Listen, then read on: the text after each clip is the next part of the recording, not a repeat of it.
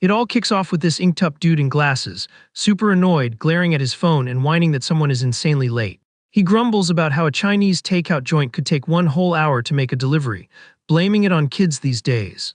Pacing back and forth, the boss complains that politicians scam the public and nobody knows how to do their jobs right, claiming everything would be awesome if everyone was just a pro. Gripping a baseball bat, he asks the tied-up guy for his 2 cents, wondering if that wouldn't mean everyone could live large and eat well. The prisoner in question is casually hanging upside down from a wooden beam, totally immobilized. With that, the bat-wielding guy steps up, bragging that he's just doing his job like a true professional.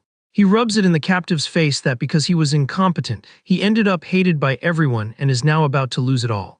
Seeing the prisoner freak out, the leader warns him to hold still, since a hit in the wrong spot could mean game over. The captive thrashes around in a panic while hearing that the orders were to rough him up as much as possible, before putting a permanent end to his situation. Right at that dramatic second, someone loudly announces a delivery, totally ruining the aggressor's vibe. Annoyed by the interruption, the boss looks back and complains about the lag, sarcastically praising the perfect timing of the delivery guy. Then he glares at the newcomer and asks who exactly this dude thinks he is. The boss finds it super weird, since his goons were supposed to be keeping watch outside, and he can't wrap his head around how a random delivery boy waltzed right into the warehouse. Standing his ground, the biker in the dark helmet stays completely silent, scanning the room. Without saying a word, he just drops his heavy thermal food box on the floor. The delivery guy calmly starts counting exactly how many gang members are chilling in the room. The goons are completely lost, wondering what this weirdo is up to. Crunching the numbers on his mobile device, he calculates there are 10 armed targets, adding extra fees for each one plus a night shift surcharge. This main character energy makes the gang leader lose his cool, pointing his finger and demanding to know what on earth he's doing there. Showing zero hesitation, the intruder replies that he's here for a brawl. He explains that this is his actual job, and he needs to lay out everyone in the room to get his paycheck on time. The criminals start pulling out blades and surrounding the target, while the delivery guy casually mentions it's nothing personal. Thinking this is all a terrible joke, the crew rushes him with everything they've got. But the biker reacts at lightning speed, kicking his own metal box right at them. The impact smacks one of the attackers square in the face, sending him flying backward. Taking advantage of the chaos, another member tries to land a direct hit with his blade. But our MC deflects the attack like it's nothing, grabbing the opponent's arm effortlessly.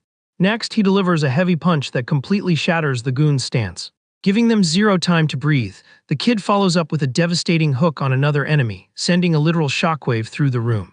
A massive brawl breaks out in the dark warehouse, with the mysterious visitor easily sweeping the floor with the entire gang. Letting them know he's in a massive hurry, the delivery guy tells them to wrap this up because he's got to bounce to his next gig. Inviting them all to jump him at the exact same time, he gets ready to finish the job as fast as possible. The boss in the shades watches the scene in absolute shock as his goons keep getting clapped without mercy. Totally in disbelief and raging, he curses, trying to figure out what kind of absolute monster this kid is. Seeing all his men laid out on the floor, the leader backs away terrified, claiming this makes zero sense. Panicking, he demands to know who sent the intruder and asks how much they're paying for this dirty work. Trying to save his own skin at all costs, the criminal offers double or even triple the cash to call off the attack. The offer does absolutely nothing, as the delivery guy lands a brutal hit using his own helmet right in the boss's face. Looking at the floored boss, he coldly drops that accepting a bribe would violate his app's terms and conditions. With the threat permanently handled, the kid starts dragging the knocked-out leader across the warehouse floor. Using his phone camera, he snaps a pic of the scene for his proof of service. The screen clearly shows the gang leader's busted face and totally pathetic state. Satisfied, the delivery guy hits send on his proof and starts checking the destination for his next mission. Just then, the prisoner still hanging upside down starts thrashing like crazy to get his attention. Managing to loosen his gag a bit, the guy lets out a long, desperate sigh of relief. The prisoner complains about the weight, assuming the intruder is back up, and begs to be cut down already because his head is spinning.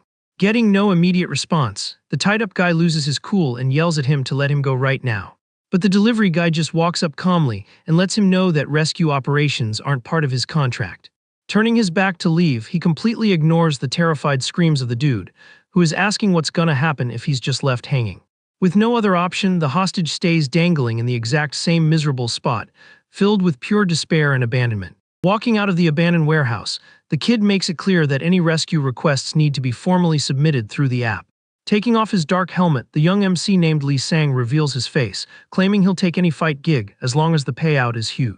His phone immediately pings, showing a brand new job request on the virtual platform. His daily grind is simple and pretty brutal, using his own bruised knuckles to settle other people's beefs. All of this just ensures that hard-earned cash hits his account at the end of every exhausting day. The scene cuts to a bright day at high school, while Lee Sang reflects that it's been 2 whole years since he got into this shady hustle. Strolling casually through the school halls, he admits to himself that he was insanely good at what he did. Despite just being your average high schooler, the rewards from this risky lifestyle were pulling in an absurd amount of money. He checks his smartphone screen super closely to track how his savings are doing. His ultimate life goal is to buy a hyper-luxury apartment in the trendy Seoul Tower Palace before he even turns 20 years old. But reality hits hard, and he groans seeing that real estate prices just spiked once again. His banking app shows a massive balance built up from his non-stop missions on the Celestial Delivery app. Walking down the stairs in deep thought, he realizes that at this rate it wouldn't be easy to reach his dream, even if he grinded his whole life. Even though he's making way more bank than a normal teen, the kid complains that job requests have seriously dried up lately. Facing this unexpected dry spell, the blonde student seriously considers picking up another side hustle to stack more paper. Leaning near a school window, he mutters under his breath, begging for some financial miracle to drop right out of the sky. While he was mentally praying for a bag of cash, a girl gets violently shoved to the floor right at his feet. The teen just gives a side-eye, having zero patience and zero interest in getting mixed up in hall drama. A beefy bully laughs at the fallen girl, mocking that he just wanted to say a friendly hi and telling her to eat more because her low weight was worrying him. The bully's sidekicks crack up at the mean joke, finding their friend's toxic sarcasm hilarious. Still on the floor, the black-haired girl glares up, shooting daggers at the cowardly bullies. Annoyed by her nerve, the big guy scowls and asks if she really has the guts to roll her eyes at him. Lifting his leg in an intimidating stance, he tells the humiliated student to face sad reality once and for all. He cruelly throws it in her face that her late dad just left a giant mountain of debt, and now she's completely ruined. Totally cornered and hurt on the school floor, she listens as the aggressor threatens that he isn't asking for anything too hard. Making his intentions crystal clear, the bully says he just wants her to be his obedient little sidekick.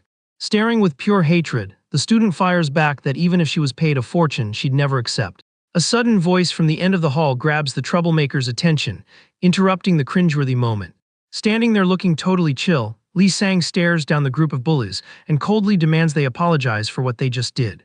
One of the goons doesn't like the disrespect and steps up, but quickly realizes who he's talking to and backs off terrified. Panicking, the lackey tries to stop his boss, screaming that nobody should ever mess with this mysterious kid. Trying to defuse the situation, he explains that even the seniors avoid beef with the blonde student, begging his leader to just give a quick apology. Even hearing his own buddy freak out, the big guy claims he has zero intention of apologizing to anyone. With that, he stomps down the hall to confront the intruder, sarcastically asking if he's the floor girl's boyfriend. Keeping up his aggressive vibe, the bully demands to know who this meddler thinks he is to give orders like that. Losing his patience with Lee Sang's silence, the bully pulls out a box cutter, threatening the teen for staring him down. Totally unhinged, he curses at the kid, warning he's gonna leave permanent damage on his face right then and there. Before he can even try anything, the delivery guy delivers a solid whack with a broomstick right to the bully's head, calling him a lunatic. Freaking out over the brutal counter, the goons grab their dazed leader and apologize on his behalf while sprinting away. Watching the cowards run off, Lee Sang grumbles that the apology should have been directed at him, complaining about their terrible manners. With the hallway finally quiet, a small business card gently lands right on the fallen girl's head. Walking away backwards, the MC lets her know she can reach out if she needs professional help, making it clear he solves any problem aggressively for the right price. He even offers a special 2% discount if her financial situation is looking super rough. Super confused by the whole interaction, the girl just sits on the floor watching her mysterious savior walk off. In her hands, the piece of paper reveals the name of the Celestial Delivery app and the driver's direct contact info. In absolute silence, she studies the card, thinking over the crazy service offer she just got. The bell rings, signaling the end of another long school day, and students start pouring out of the building. Outside, his phone screen lights up in the early evening without a single important gig notification. Frustrated by the lack of clients, the delivery guy eats a snack on the rooftop, complaining he can't score a single new job, remembering his luck was way better yesterday.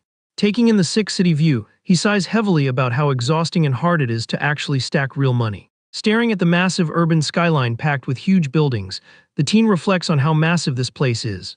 A wave of depression hits him when he realizes that, surrounded by all this wealth, he doesn't own a single thing. But then the iconic ping of his service app rings out, bringing a drop of hope to his night. He quickly checks the new request and gets super hyped over the massive payout, deciding to instantly check where this client is located. Analyzing the mission details carefully under the streetlights, the kid gears up for another dangerous job. Recognizing the address on the screen, the student is totally shocked by the insane location. The target drop-off is literally the most exclusive, high-end residential tower in the city's wealthiest district. Standing in front of the massive lit-up structure, he looks up, blown away that he can barely even see the top of the building. Adjusting his gear, the kid gets pumped about the chance to finally see what this ultra-expensive place looks like inside. Then he zips up his classic orange work uniform, mentally prepping for the job ahead. With his dark helmet securely snapped on, his true identity goes completely incognito again. The kid also pulls on his black tactical gloves, making sure he won't leave a single trace behind. Walking with total confidence, the delivery guy admits he's feeling massively motivated after being stuck in a rut for so long. Because of that, he decides it's time to stop holding back and get this job done quick. Strolling through the pristine, fancy hallway on the top floor, Lee Sang is laser-focused on securing his fat paycheck. The elevator doors drop him straight into a restricted VIP area, proving this mystery client is top tier. Standing at the penthouse's main door, our MC wonders why someone this rich needs to hire muscle, and who would actually have the guts to hold a grudge against them. Not wasting time on random thoughts, the intruder just opens the front door and walks straight into the luxury apartment. Announcing his arrival loud and clear, he casually mentions the delivery without showing any stress about trespassing. To light his way, the teen turns on his phone flashlight, finding the total darkness weird and asking if anyone's home. Sweeping the hostel room with his little beam of light, he moves cautiously through the penthouse's unknown lobby. The makeshift lighting reveals massive decorative vases and crazy expensive art scattered across the huge space. Standing in the center of the massive living room, the delivery guy figures the lights were probably cut on purpose. Complaining about the awful visibility through his tinted visor, he grumbles about the ridiculous amount of pricey clutter blocking his path. Tired of squinting in the dark, Lee Sang lets out a long sigh and takes off his helmet to actually see the obstacles. At that exact moment, multiple silent footsteps close in from all sides, springing a perfectly planned ambush. Without zero warning, several dudes in suits and masks step out of the shadows, weapons drawn and ready to rock. One of the goons uses the distraction to try and land a cheap shot right at the unsuspecting intruder's back. Acting purely on survival instincts, the kid dodges the lethal attack with insane agility and instantly fires back. With a heavy counter, the first attacker gets slammed into the floor with crazy force, wrecking the expensive furniture around him. Assessing the extreme danger around him, the student gets pretty annoyed, asking what kind of messed up welcome party this is. Completely surrounded by the masked suits, he quickly deduces this crew definitely doesn't look like the people who actually live in a place this nice. Unfazed by the obvious threat, the delivery guy checks his phone, complaining about the lack of info in the initial order and noting he now has to recalculate the extra fees for every single enemy here. The masked intruders realize the mix-up, warning each other that this overpowered teen is absolutely not the target they were expecting to find in the apartment. Ignoring the identity crisis, the gang leader orders his men not to give him an inch and to attack together to end him all at once. Before the enemy squad can even organize, the teen rushes in and lands a devastating kick on one of the guys. Keeping perfectly calm in the middle of this brawl, he starts counting the dropped enemies while staying laser-focused on his profit. Using the quick distraction, another masked guy exploits a blind spot and rushes in fast, trying to end the fight. The goon curses at the student with pure rage and throws an aggressive strike aimed right at the kid's head. Using his broken reflexes, Lee Sang simply raises his left hand, blocking the sharp attack and catching the guy's arm with zero effort. In one fluid, brutal motion, the delivery guy completely shatters the enemy's defense with a heavy blow to the chest. Unable to handle the force of the counter, the attacker goes flying and crashes hard against the fancy living room wall. Riding the momentum of his own combat flow, the kid uses the environment to gain even more speed. With that, he chains into a flawless, heavy spinning attack that cleanly takes out another clueless rival. Watching his squad get absolutely trashed, the biggest guy in the gang realizes his crew is getting flattened with zero effort. Completely chill about the danger, the blonde teen just announces the KO count just hit 5 people. As soon as the massive dude charges, the student greets him with a beautiful front kick. But the speed tactic fails when the giant tanks the full impact of the hit and grabs the kid's leg with his 2 massive hands. Confident in his own crazy physical tankiness, the leader praises the kid's agility but warns that agile fighters always lose against true brute strength. The giant's arrogance doesn't last long, because Lee Sang ignores the temporary grapple and lands a lightning-fast uppercut right in the shocked enemy's face. Completely stunned by the kid's brute force, the big guy tries to process how someone has such an absurd grip. But the student just complains that dudes hugging him from behind like that is super gross and creepy. In an explosive move, he breaks out of the grapple, tossing both attackers away as they scream in pain. Seeing this pathetic display, a goon holding a knife yells at his partners, asking why they stopped attacking. Taunting the opponent, Lee Sang gestures with his hand and asks if the masked guy wants him to come over there and handle it. The criminal gulps and backs away in terror, cursing the kid for being so bold. Silence takes over the luxurious hallway outside the apartment, until a violent crash destroys the elevator doors when the goon gets chucked straight into the metal frame. Checking the damage, the delivery guy notes that was the 7th takedown and wraps up the count. The intruders are left completely floored across the lobby, totally unable to keep fighting. But the kid sighs, realizing the job still wasn't completely finished. With that, he grabs the last remaining enemy and winds up a heavy punch to close out the game. Right at the moment of impact, the MC senses a familiar vibe and his eyes go wide with shock. Calmly watching the chaos unfold, the dark-haired student who got bullied at school earlier is just standing right there. Recognizing his potential client, he drops the goon and asks what on earth she's doing in a place like this. The girl stares back like it's no big deal and asks who else he thought it would be.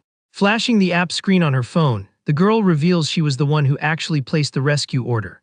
Looking at the knocked-out guys on the floor, she notes the job probably wasn't easy considering they were pros sent after her. Impressed by her classmate's skills, the client points out he handled it all without a single scratch, deciding the kid is absolutely perfect for her plans. Cold and confused by the sudden pitch, Lee Sang has no idea what this conversation is about. The student keeps her posture strict and her gaze unshaken. Very directly, she tells the delivery guy he's working side by side with her from this moment on. Explaining her current situation is code red dangerous, the girl makes her intent to hire his brute force official. To win him over, she promises this new gig won't be much different from the fights he's already used to picking up on the app. But the blonde kid instantly declines, claiming he doesn't do full-time bodyguard work because it violates his business policies. Keeping it real, he reminds her he heard at school that her family went totally bankrupt and was drowning in debt. So the kid suggests she should probably worry about how she's gonna pay the massive fee for the delivery that just happened. Staying perfectly calm while getting billed, the girl just nods at his statement. Having zero patience for scammers, the student sighs in annoyance, agreeing to take cold hard cash and telling her to pay up already. While the girl digs into her bag, he warns her that all the extra fees seriously inflated the original price, and makes it clear he takes zero haggling. A thick stack of bills hits the floor with a heavy thud, breaking the tension in the room. Right after that, an absolute mountain of cash spills out of her backpack right at the kid's feet. Mind completely blown, he listens as the client offers $100 million for every completed job. Ignoring his alleged operation policy, the student repeats that she needs his muscle, and he obviously needs this back. With the pile of cash glowing against the dark floor, she concludes their interests align perfectly. Holding the stacks with shaking hands, the delivery guy can't even believe this is real. Sweat drips down his face as he tries to process if he really has $100 million in cash sitting in his lap. Seeing his pure greedy reaction, the girl gives a slight smirk, noting his eyes look way friendlier now. Still stunned by the fortune, the kid tries to ask one last question about the deal. But she cuts him off with total boss energy, demanding to know if he's in or out. The late night rolls on silently over the bright city. At a random street ATM, the glowing sign highlights the bank deposit option. The student parks his bike right in front of the machine to handle business immediately. Holding one of the valuable 50,000 bills up to the light, he still feels kind of sus about it. Being careful with this unreal situation, the blonde kid feeds the bill into the machine to verify if the cash is legit. The machine smoothly swallows the note to run its validation check. The screen quickly changes, processing the deposit request to his account. Heart pounding, the kid waits through the most stressful seconds of his life staring at the glowing screen. He squints in pure anxiety, terrified this was all just some massive illusion. But the digital beep confirms a successful deposit, adding the funds to his balance without a single error. Shock takes over the delivery guy while the robotic voice thanks him for his business.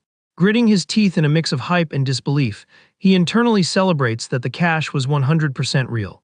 The scene flashes back to 2 hours ago in the luxury apartment where the $1 million pitch was made. The student patiently waits for his final answer on the partnership. Hunched over the pile of cash on the floor, the teen looks like he's surrendering to the tempting offer. He drops his head, hiding his face like a guy completely defeated by the weight of greed.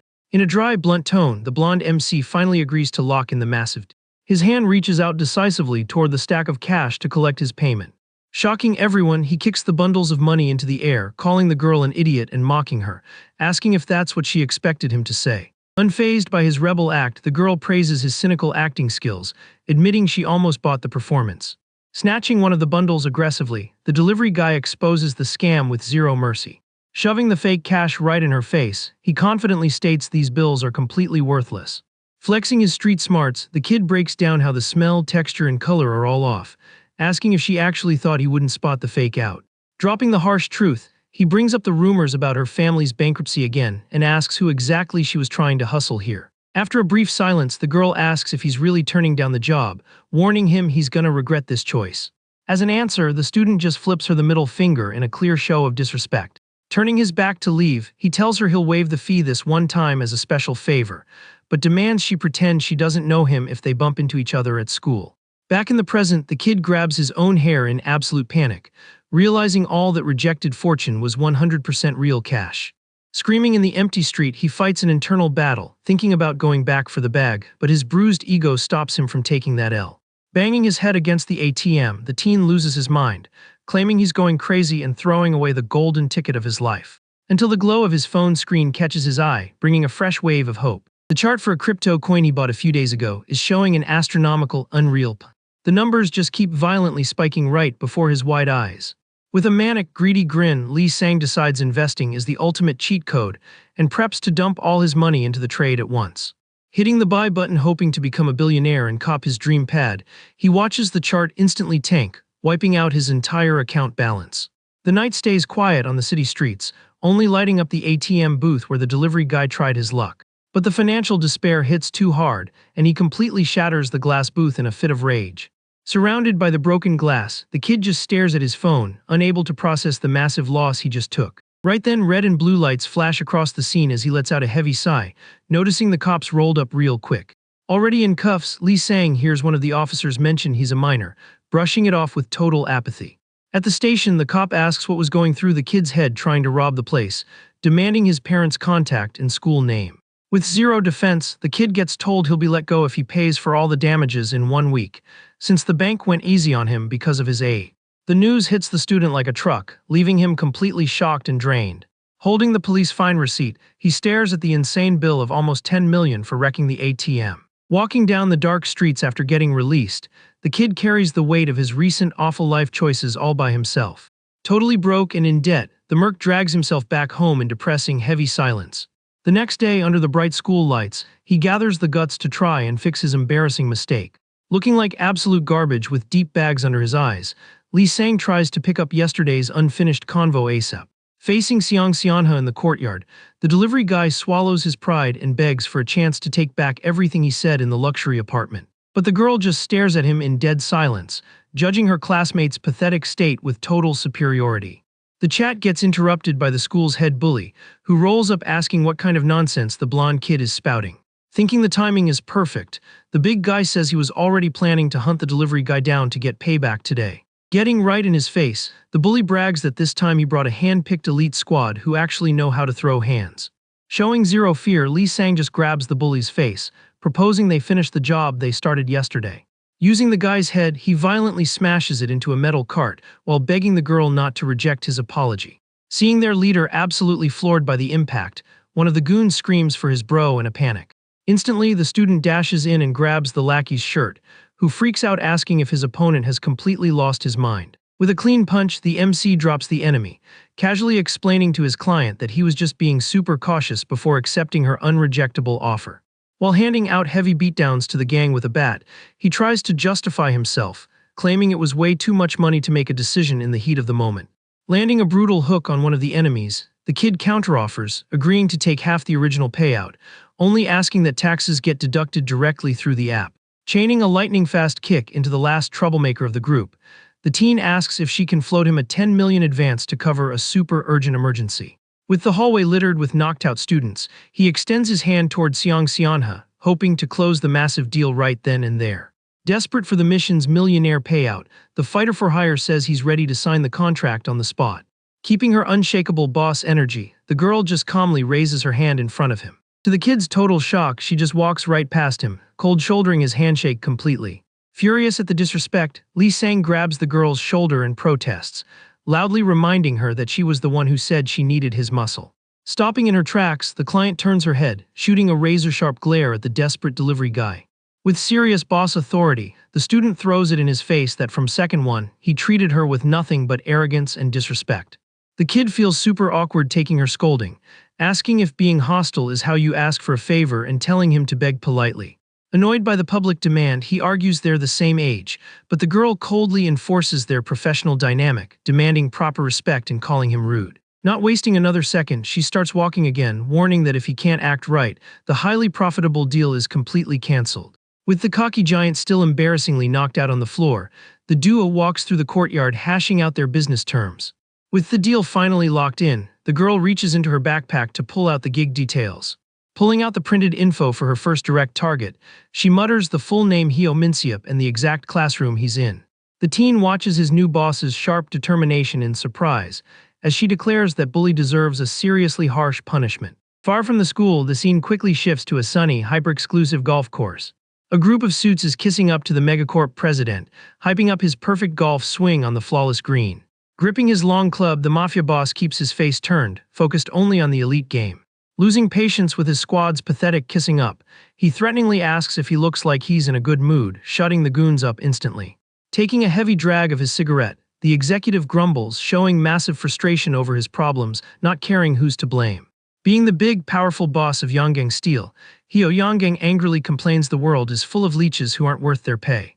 Right then, the phone in the pocket of his expensive white pants starts vibrating like crazy. Grabbing the tiny device, the executive sees the call is coming from his precious son. Doing a total 180 in posture, the boss's tone drips with joy as he hypes up his kid and sweetly asks if he needs some allowance money. On the other end of the line, a choked-up voice full of pure panic cries out for his dad, begging for backup. Hiding and cowering inside a filthy bathroom stall, Minseop cries non-stop, promising to end Seong Seonha's life for revenge. Hearing that name through the tears, the tycoon narrows his eyes, recognizing it's the exact same heiress he's been hunting down. Bawling, the kid reports that the girl hired a specialist to bully him, and they even took clippers to him, brutally shaving his head bald. Staring at his own phone screen, the student sees a pic of himself knocked out with the humiliating haircut going viral across social media. Completely shattered by the internet embarrassment, he screams, asking how he's ever gonna show his face at school again. Listening to the whole desperate rant in silence, the criminal smokes his cigarette, giving off an insanely creepy and threatening calm. Turning his back to the trees, the dad calms his kid down, promising he'll take full control of the situation ASAP. With the dark promise made, the businessman harshly ends the long call and shoves the phone in his pocket. Processing the new intel, he concludes in a dark tone that the broke girl actually had the insane nerve to disrespect his precious heir. Turning back to the massive green, the scene reveals several goons buried up to their necks, while the boss coldly asks how they plan to pay for their incompetence. One of the gagged hostages has a golf tee balanced dangerously on his head, listening as the tycoon calls them trash for losing to a little girl while charging top dollar.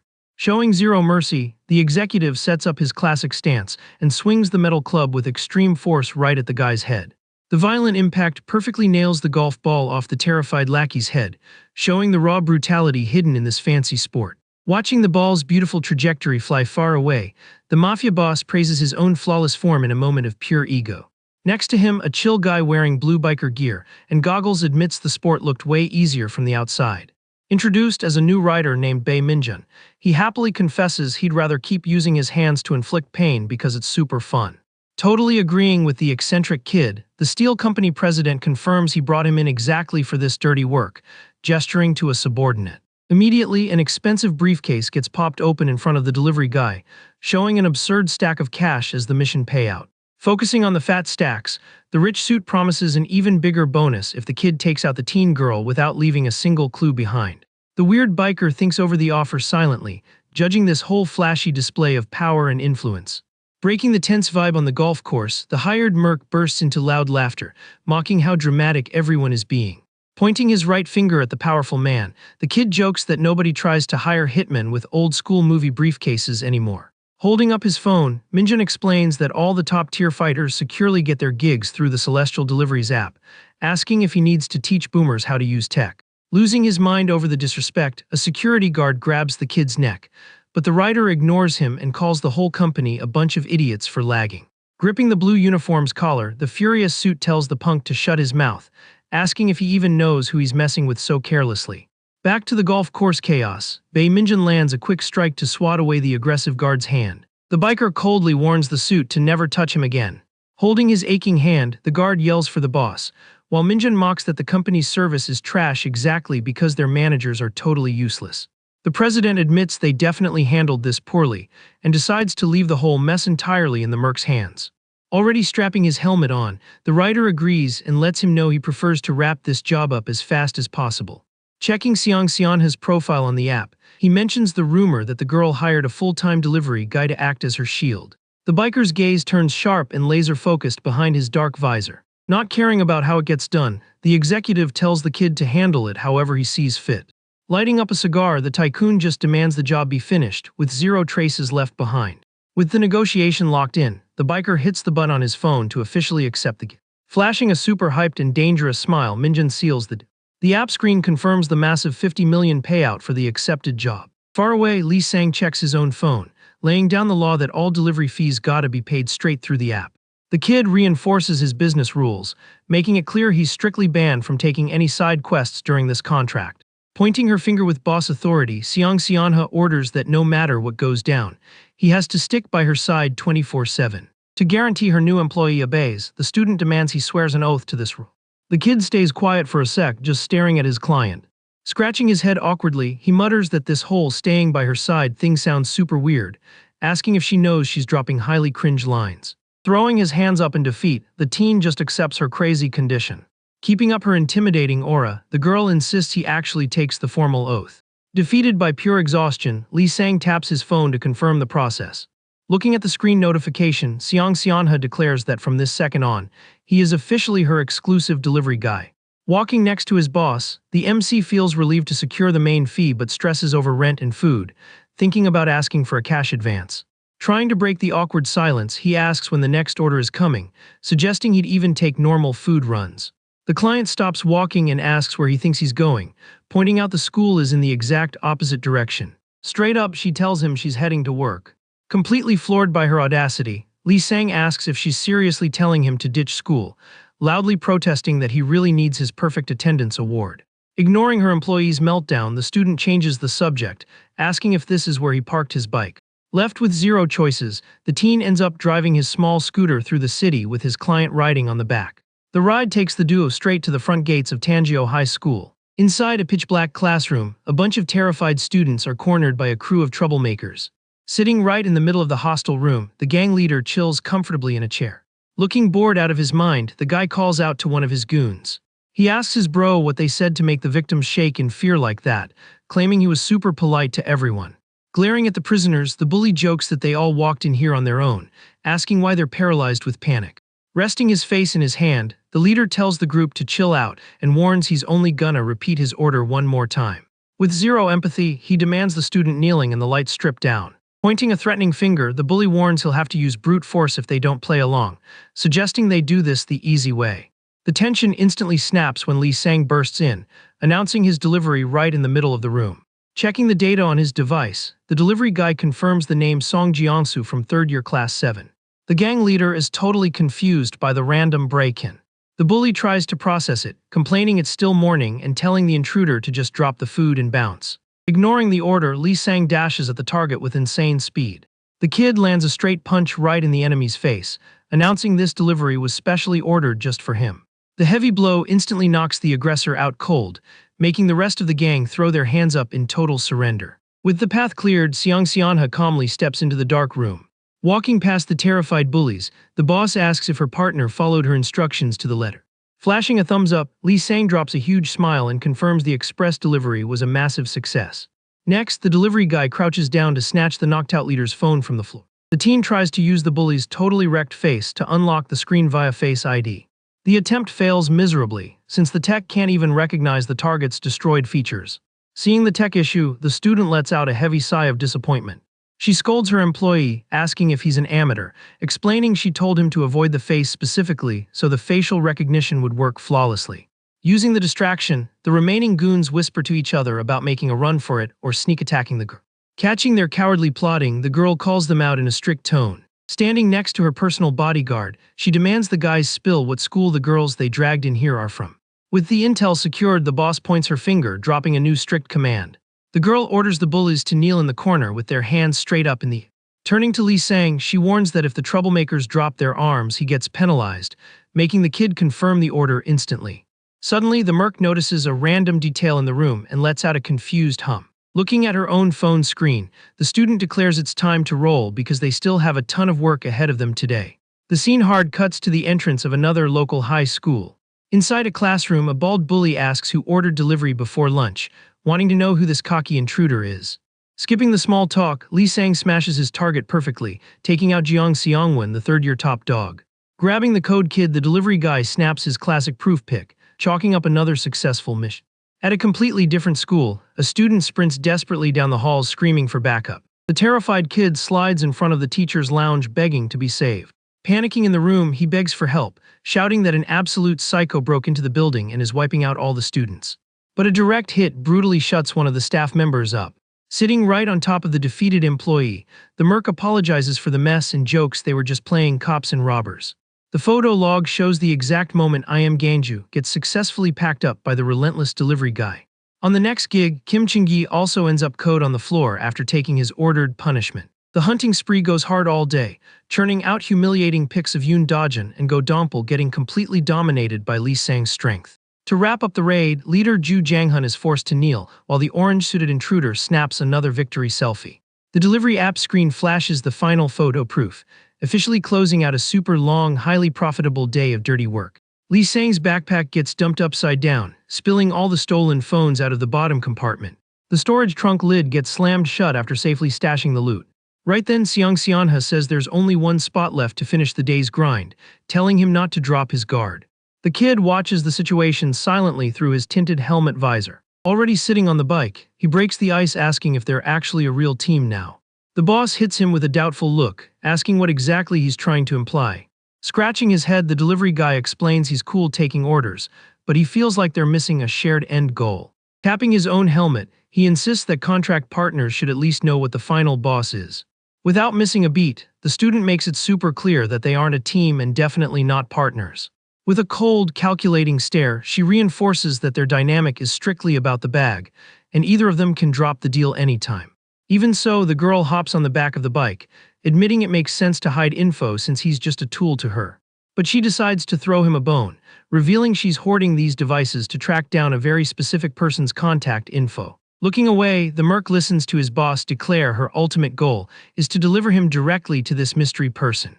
With the lore dropped, she asks if that clears up her employees' confusion. Suddenly, a massive crash completely destroys everything around them, sending a dude flying violently through the air. Acting purely on instinct, Lee Sang dodges the danger while snatching Xiang Xianha into his arms. Worried about the crash, the kid quickly asks if she got hurt.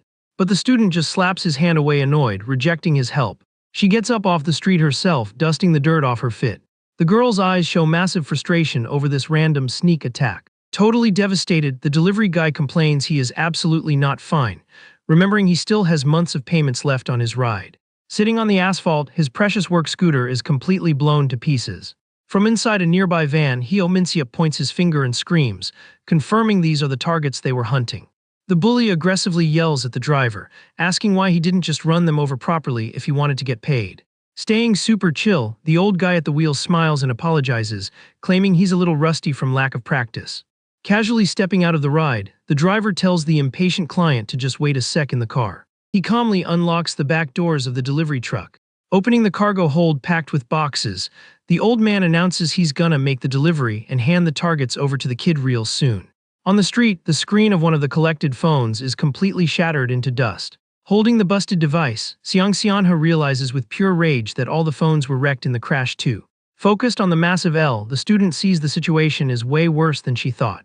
She spots the Gadu Transport logo on the truck and mutters about how unlucky it is to run into them of all people. Immediately, the boss warns Lee Sang to be insanely careful around this sketchy company. Marching straight toward the truck, the kid yells at the old man, totally ignoring her warning. Blinded by rage, he demands the boomer pay for his wrecked bike if he doesn't want things to get real ugly. Unbothered by the threat, the driver keeps digging through the boxes in the back looking for something. He tosses a few tools aside, muttering they won't work for this. until he finally grabs the perfect gear for the job and nods in satisfaction. Yanking out a massive raw wooden log, the vet decides he's gonna go to work with that today. Furious, the delivery guy yells that his scooter was a custom build, and the only one in the entire world. Pointing his finger, the teen declares he's also charging a fortune for emotional damage. With zero warning, the old guy unleashes a devastating attack, swinging the heavy log. The driver sighs, complaining it's been ages since he wielded his weapon and his aim is off. Flashing a confident smirk, the vet tells the kid he only survived because the swing missed by an inch. Lee Sang's gloves tremble slightly after the block, while the old man warns that acting tough won't keep him alive long in this business. With the ground cracked from the insane impact, the vet claims the kid should have dodged instead of trying to tank it. The kid's glove rips, showing the extreme pressure he just had to absorb. Resting the weapon on his shoulder, the old man understands the vibe, noting that blood runs hot at that age and every kid wants to flex. But his tone gets dark as he warns he's seen way too many reckless kids end up taking a dirt nap. Fixing his stance, the teen just dares the driver to swing one more time. He admits he miscalculated the range, promising he'll nail the perfect block now. The old man's eyes shift instantly, dropping into a laser-focused and insanely dangerous stance. Charging forward with everything, the vet repeats his warning that flexing only leads to tragedy. Another brutal swing cuts through the air, aimed right for the target's head. Without stepping back an inch, Lee Sang raises his arm to eat the hit straight on. The collision is deafening, instantly exploding the thick wooden log into splinters. The driver's eyes go wide, completely blown away by his opponent's ridiculous durability. Keeping his guard up, the kid confirms he finally gets how the enemy's strength works. As the dust settles, he guarantees he's got the opponent's exact rhythm down. Taunting the vet, the delivery guy tells him to try grabbing something else, promising to shatter anything thrown his way. The vet stares at the remains of his weapon, trying to process the kid's sheer power. He lets out a chuckle, finding this bizarre situation hilarious. Holding the broken handle, the driver confesses watching this kid fight brings back memories of his own reckless youth. Thinking back, the old man admits he has no clue how he survived those days, risking his life over nothing. Right then, Heo Minseop steps out of the truck and hits the pavement looking super hesitant. Hiding behind the vehicle, the cowardly bully begs the old guy to just wrap this mess up already. Annoyed, the vet tells the kid to man up and help fight instead of crying about it. Mad at the order, the spoiled client screams that he's the one paying and demands an instant refund for this trash service. The answer comes as a violent smack that drops the cocky student straight to the ground. Looking at the floored kid, the driver asks if he's ever worked a day in his life, noting how spoiled he was raised. The vet grumbles that parents today ruin their kids by handing them everything and making them soft. Glaring at the terrified client, the old man snaps, asking if he even knows what it means to carry real weight. Across the street, Seong Seonha screams her bodyguard's name, snapping his attention back to the main issue. The delivery guy turns his head toward his boss, waiting for new orders. Showing zero chill, the student bans him from letting his bruised ego get in the way, demanding he act like a true pro on the clock. The student claims the stat difference is too huge to just brawl it out, telling him to back off and read the room for a different play. But the delivery guy refuses to fold and states that fighting is literally his domain. Glaring with pure rage, the girl tells him to not even try lecturing her while on the clock. Holding a massive spiked weapon, the kid mutters about how aggressively she talks to him. Wasting zero time, the kid winds up the heavy gear and unleashes a savage attack. The spiked metal ball rips through the air at top speed straight for the enemy. The vet reacts fast, swinging his makeshift bat to try and deflect the incoming strike. Caught totally off guard by the insane power, the old man lets out a sound of pure shock. The impact totally crushes the driver's weapon, and he actually praises the kid's determination to keep his promise. With the delivery guy crouching on the asphalt, the vet admits he's really digging his vibe.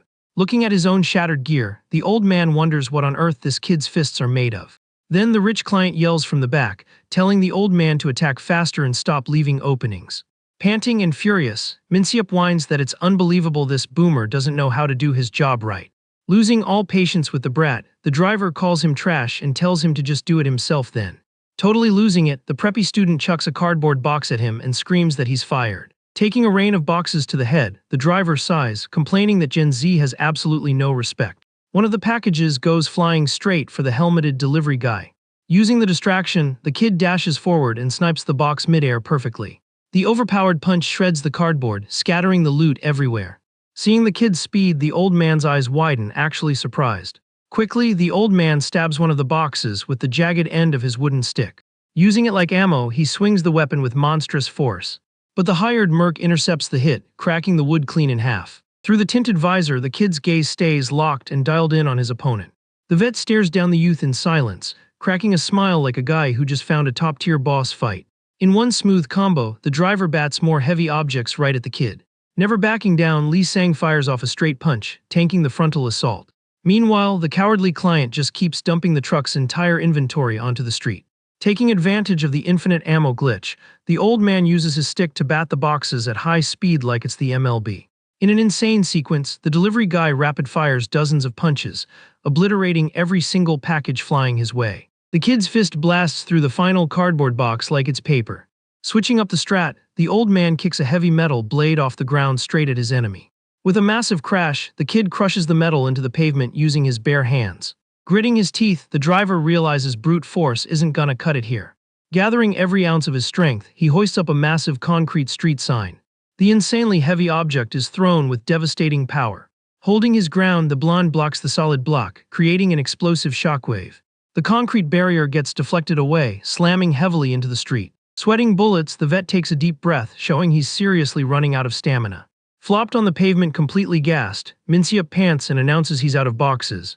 Tossing his busted helmet aside, the merc says that'll serve as payment for his ruined gear. Flashing a confident smirk, Lee Sang declares it's time to settle the tab for the scooter. The old man's face twists into pure terror as he recognizes that reckless vibe, remembering that people who flex lose everything. The driver's mind gets hijacked by flashbacks as he pulls his cap down. 30 years ago, a young Kim Tiksu told his crew to fall back, claiming he could solo the whole run. His old teammates begged him to quit playing and stick to the strat, warning that going rogue would end in a wipe. They were staring down a solo enemy in a dark warehouse, reminding him the target was a corporate-hired pro. The mystery enemy's eyes glowed with insane intensity in the pitch black. But young Tiksu just laughed it off, asking if his squad had ever even seen real combat up close. With an arrogant grin, he bragged that flexing is only for people with zero talent, and that definitely didn't apply to him. But harsh reality kicked in as all his allies got brutally folded, while the enemy was still standing at full HP. The corporate monster just stared down at the kneeling kid with totally dead eyes. Completely frozen in absolute dread, Tiksu listened as the guy agreed he was sick of hearing boomers tell him to stop showing off. The enemy noted it was crazy how people say that with a straight face, even when they know they stand zero chance. Flashing a psycho smile, the man revealed that all those annoying veterans had already been permanently logged off. He admitted he personally packed a few of them up, warning he was only sparing the kid because he was the only one he could actually chat with. The rival advised him to keep flexing for the rest of his life, just to prove them right all along. Snapping back to the present, the old man reflects that after that tragic day, he totally dropped his aggro fight style. Taking up a basic life, he threw it all away and started living in the shadows as an average delivery driver. It was all driven by the absolute fear of ever crossing paths with that invincible monster. For 30 long years, he desperately looked the other way to dodge any sketchy conflicts. But fate pulled a sick joke, making him bump into a kid with the exact same terrifying aura right in the middle of the street.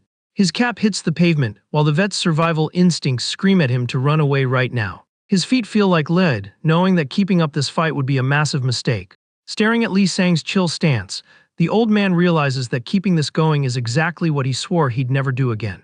Fighting his own fear, the old guy puts his guard up in a classic boxing stance, ready to throw hands properly. Seeing the vibe shift, the blonde merc cracks a slight smile, getting hyped. Gritting his teeth, Tiksu asks himself if his average life was really even worth it. Clenching his fists hard, he decides there's no way to be happy spending his whole life running and getting old like a total coward. Fueled by new resolve, the driver rushes in, knowing if he backs down now, he'll be a loser forever. Throwing a punch packed with 30 years of built-up rage, the old man yells that back in his day, he hit just as hard as the kid. Finding the enemy's guts hilarious, Lee Sang praises him, saying this is the first thing the old guy did today that he actually respects. The vet's fist cuts through the air with crazy speed, aiming straight for the teen's face. But in a blink, the delivery guy reacts faster and lands a devastating hook right on the old man's face. Unable to tank the raw impact, the older dude is launched flying through the air while the blonde calmly wraps up the job. Wiping his glove after the brutal W, Lee Sang tells the downed vet not to stress about paying for the scooter's damages. The kid turns his back casually, mentioning he's about to cash out big time and is letting the debt slide just out of the goodness of his heart. Watching from afar, Hyo Minsiup totally loses his grip and screams, calling both of them trash. The delivery guy just glances over his shoulder, noticing the preppy client throwing a tantrum. In total panic mode, the cowardly student grabs Seong Seonha from behind, taking her hostage and screaming at the merc to freeze. The guy presses a blade right near the girl's neck, threatening to do something crazy if anyone tries anything. Sweating bullets and panting, the rich kid demands to know where his phone is right now before he totally loses it. Showing zero fear, the operation boss raises her hand and grabs the bully's blade firmly. Taking the opening, the girl unleashes a devastating headbutt straight into the amateur kidnapper's face. The sudden hit makes the bully drop the weapon instantly as he stumbles back in pain. Minseop drops hard onto the pavement totally dazed, while the student calmly fixes her posture. Seeing her private bodyguard looking shocked, she asks if he seriously thought she'd walk around without knowing how to defend herself. Adjusting her backpack strap, the girl declares that in a clean one-on-one she can easily handle business. The empty street becomes the stage for the heir's total embarrassment, with the abandoned delivery truck sitting right behind them. Walking up to the knocked-out enemy, the delivery guy lightly steps on his head to ensure the threat is actually neutralized. Admitting he got spooked, the teen confesses he thought something awful was gonna happen and praises her reflexes, asking if she trains in martial arts. The student just turns her back and starts walking away, pretty much ignoring his comment. Scattered across the street, all the cell phones they farmed today are totally shattered and ruined. The kid stares at the massive L in silence, realizing their main quest just took a huge hit. Trying to lighten the mood, he argues that accidents are just part of the gig, claiming nobody could have predicted that random ambush. Pointing his finger, the blonde makes sure to remind her he was hired to throw hands, not babysit objects, demanding the cash deal stays locked in. Ignoring his excuses, Seonho walks up and gently grabs her employee's gloved hand. The sudden touch leaves the merc completely frozen, just watching his business partner act super weird. Staring at the hand that tanked the wooden log, the girl quietly asks if he's okay. Totally shocked by the random show of affection, the kid stays quiet, trying to process this bizarre moment. Face glowing red with embarrassment, he stutters that he's great, completely fooling himself into thinking his boss actually cared. Dropping his hand instantly, the student facepalms and sighs in pure frustration, calling him a meathead. She loses her patience and yells, asking if he's made of titanium, explaining that if he caught a serious debuff, the contract would be cancelled on the spot. Storming off annoyed, the girl warns him this is his last strike and threatens to fire him instantly if he tries to play hero again. Following his boss with an awkward laugh, the delivery guy takes the scolding and promises he won't mess up again.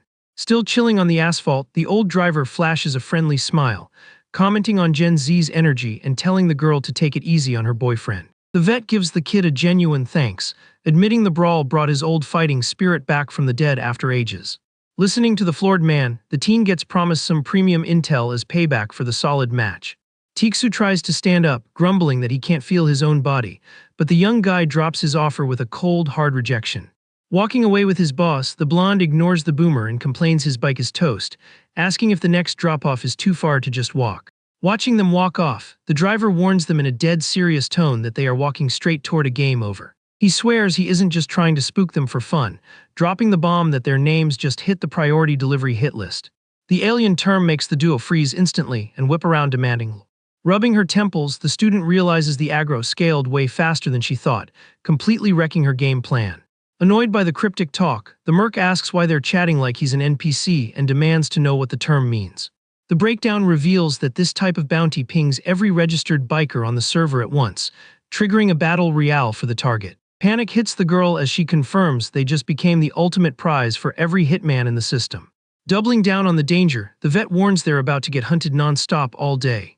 The heavy drop makes the teen lower his head, hiding his face in the shadows while his brain processes the threat. Suddenly, Lee Sang looks up, flashing a massive, manic grin, thinking this update is straight-up amazing. Clapping his hands in hype, he celebrates that the XP and loot will literally walk right up to him, printing free money with zero grinding. Dragging the knocked-out hostage by the shirt, the fighter hopes the next mobs are higher level and instantly pitches the student on locking in a permanent duo. Thinking the kid is an absolute psycho, Tiksu lets out a raspy laugh, admitting he wishes he had that kind of blind confidence. The pitch gets instantly shot down by Seonha, who tells him to wake up and forbids him from acting like he's on her level. The old guy stays comfortably lying on the street, just watching the duo's heated argument like a movie. Right then, a leather object gets tossed onto the street without warning, grabbing everyone's attention. A thick collar covered in metal studs lands on the ground, making the girl's intentions crystal clear. Glaring intensely at the MC, she states she'll only tolerate him if he agrees to be her obedient guard dog. The heavy vibe gets broken by the old man raising a hand trying to smoothly slide into the chat. Flirting with the girl with zero shame, he swears if he was a bit younger, he wouldn't hide his massive crush on her. Sick of this circus, Lee Sang ignores the driver and takes the collar humiliation while grumbling, just asking her to load up the next quest already. With the deal sealed, the client checks her list, warning they don't have much time to waste at the final spot. The delivery guy grabs the unconscious enemy's neck and physically preps to keep grinding the exhausting mission. Twirling the collar's leash, the student figures this useless hostage can fill in for the wrecked phones. Her eyes turn dark and calculating, locking entirely on the end goal of tracking down the mystery contact. Waking up in a panic, Minseop hears the girl promise she's gonna squeeze every last drop of intel out of him by force. The orange sunset already dominates the city skyline as they walk toward the massive final boss of their long day. Standing outside the compound walls, the kid in orange asks in confusion if this is seriously the final destination. Checking the app screen, the boss confirms the coordinates and repeats her warning that this last delivery is gonna be the hardest raid yet.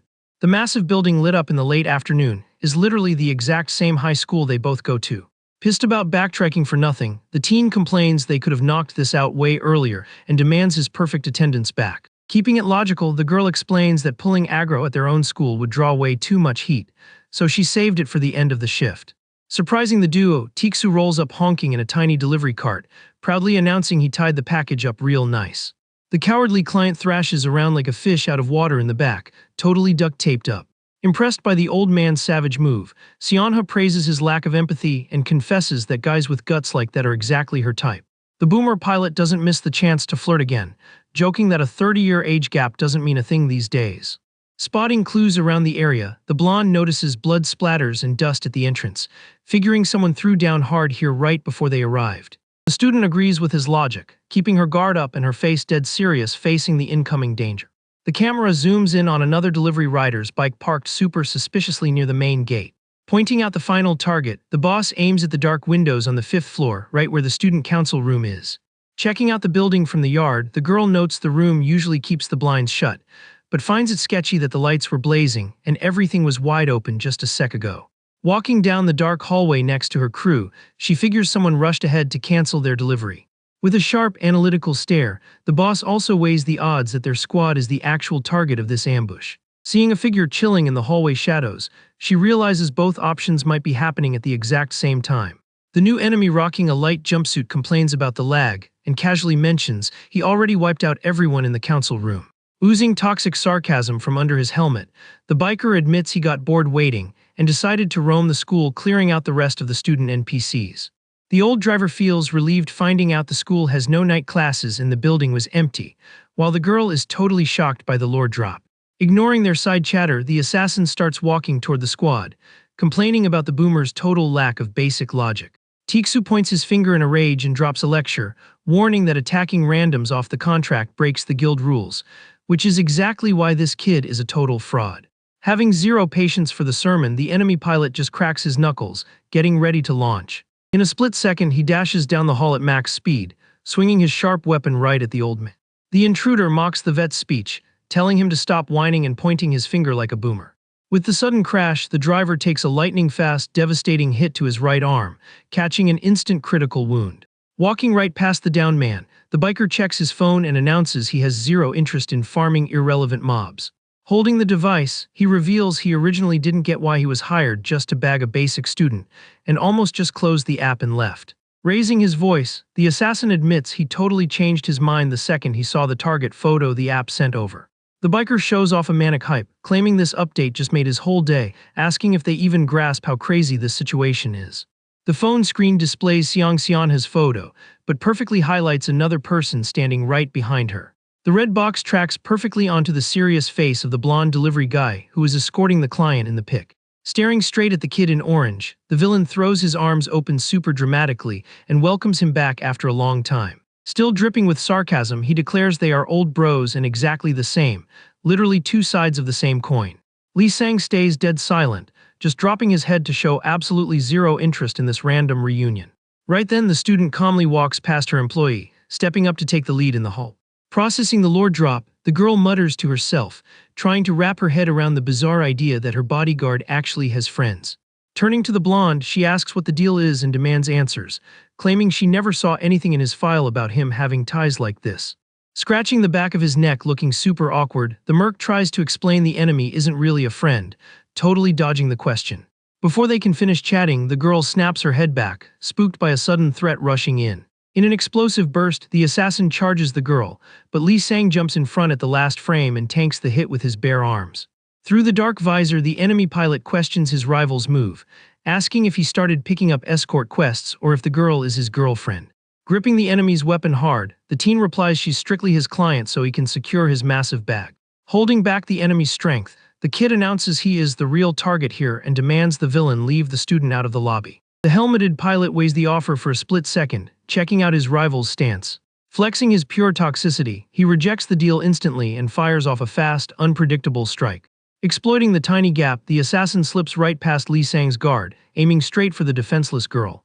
Trolling the situation, he charges the girl and sarcastically asks if his old partner actually thought he could protect an NPC. Without a second thought, the bodyguard reacts with pure panic, grabbing the intruder from behind to cancel his dash. The client takes a step back to watch the brawl up close, mind blown by the speed of the hallway fight. Spooked by the jump scare, the girl breathes heavy while trying to keep her posture locked in. Grappling the opponent's arms, the merc listens to his rival cynically ask if he deleted their past from his memory. Twisting his head super weirdly, the villain makes sure to remind him of the deeply toxic and violent nature they both share. Dripping with malice, he asks what happened to all those other people the blonde swore to protect back in the day. The taunt lands a critical hit on Lee Sang, leaving the kid totally paralyzed with a traumatized look as his past failures flash by. Milking the opponent's emotional stun, the biker breaks free, muttering that the kid's absurd brute force is still exactly the same. Right after, the assassin spins around and unleashes a frantic combo of explosive punches right at the team. Failing to block properly, the delivery guy eats the rapid hits while hearing the enemy brag about having a massive stat lead in speed and tech. Grabbing the student by the neck, the assassin tells his old colleague he never knew who'd win in a clean 1v1, but using the girl as a debuff ends the match fast. Trading crazy blows with the delivery guy, the villain mocks the kid's sudden disappearance, laughing at the fact that he was just LARPing as a happy high schooler. Jumping back with a smooth dodge, the biker keeps trolling, pointing out that all this acting just made the blonde totally pathetic and nerfed. Keeping a dark, silent expression, Lee Sang hears the enemy claim this pacifist lifestyle just doesn't fit his build. In a smooth, manipulative tone, the assassin invites his old partner to drop the act and team up with him again. Meanwhile, the injured old driver reaches his bloody hand out across the floor, trying to call for backup in the middle of the chaos. The young student's eyes glow a deep crimson, radiating a silent, intense rage after being taken hostage and called dead weight. Without hesitating, she takes a heavy, firm step on the hallway floor, totally shifting her whole vibe. Punishing the villain's distraction, the boss lands a clean, direct hit, using her own designer bag right into the biker's face. Caught totally off guard by the smack, the intruder stumbles back confused, not understanding his prisoner's aggro reaction. The delivery guy just watches the scene frozen, seeing his client take full control of the danger. Regaining his balance, the assassin laughs and accuses the girl of trying to use a charm skill, asking if the blonde actually fell for this trap. Repeating the insult with pure disgust, the girl asks if he seriously had the nerve to call her a debuff. With her eyes practically glowing, Seonha drops into a threatening stance and dares the villain to say it one more time. The student's aura is so overwhelming that the biker's eyes go wide as he senses the incoming boss fight. Casually cracking her knuckles, the boss preps to handle this cocky criminal personally.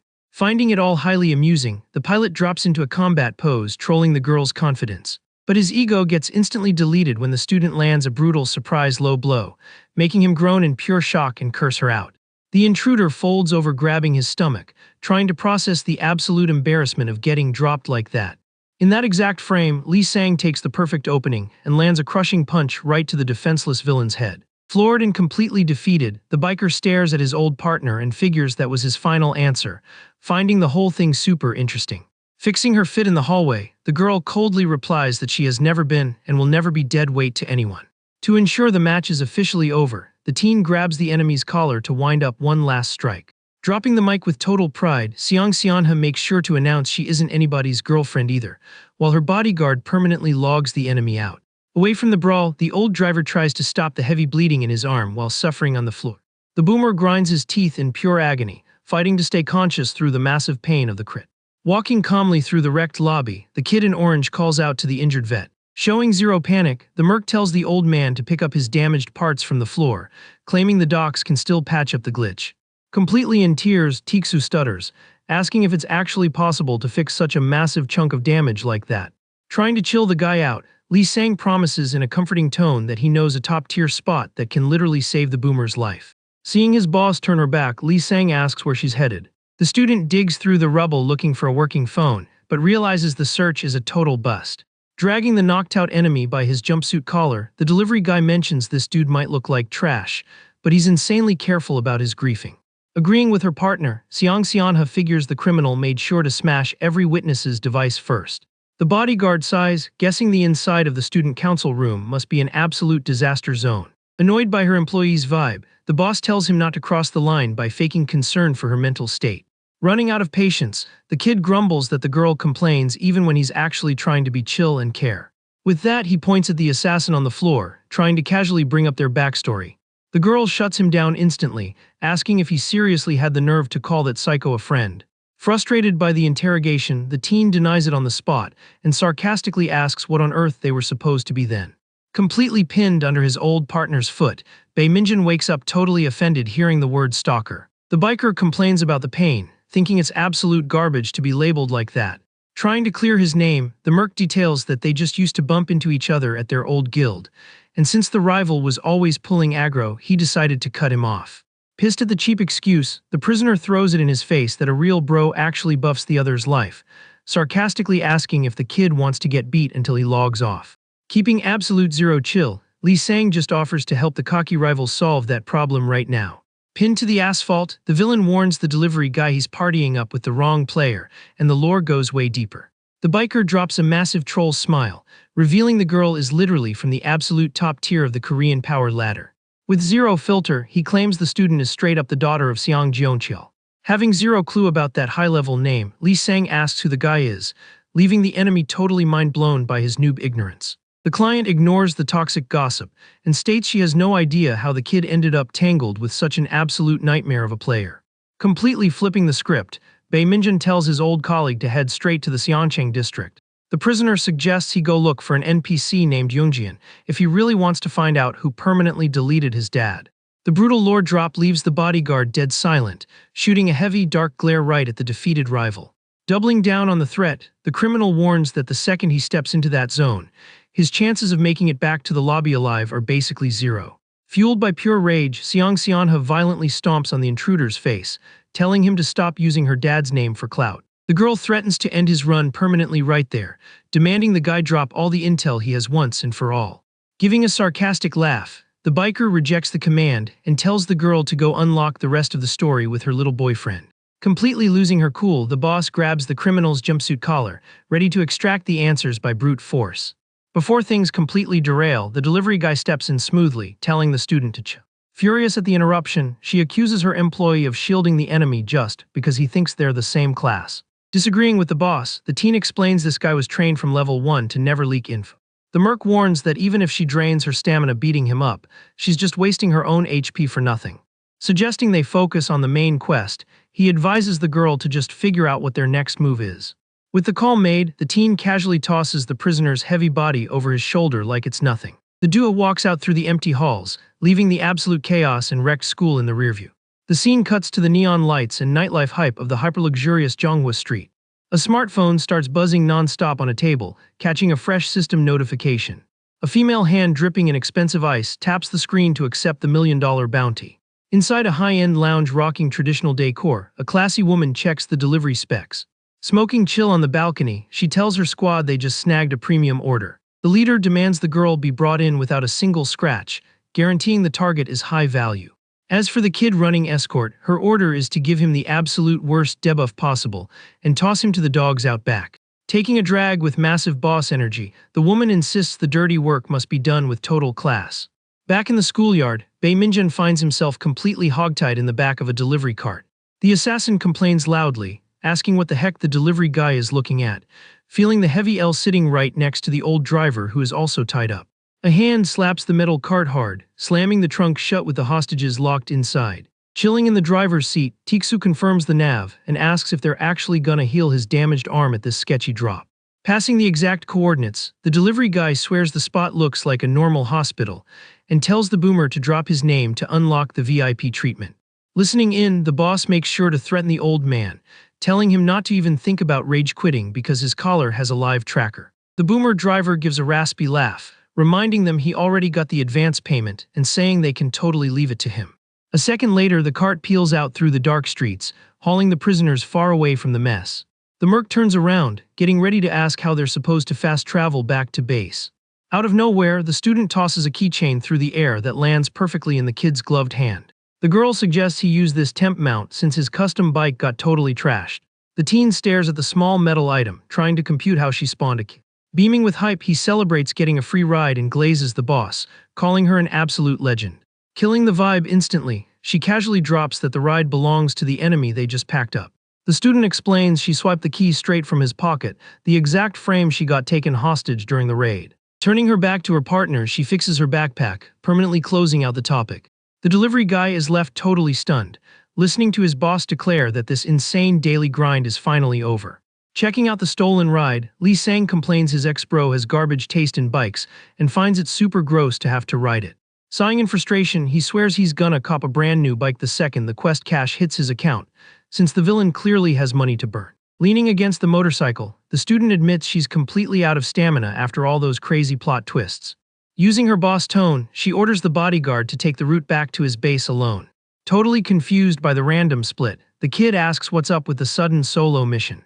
Already sitting comfortably on the passenger seat, the girl announces she's just gonna crash at his place for the night. The absolute shock of the news leaves the merc frozen with his eyes wide open.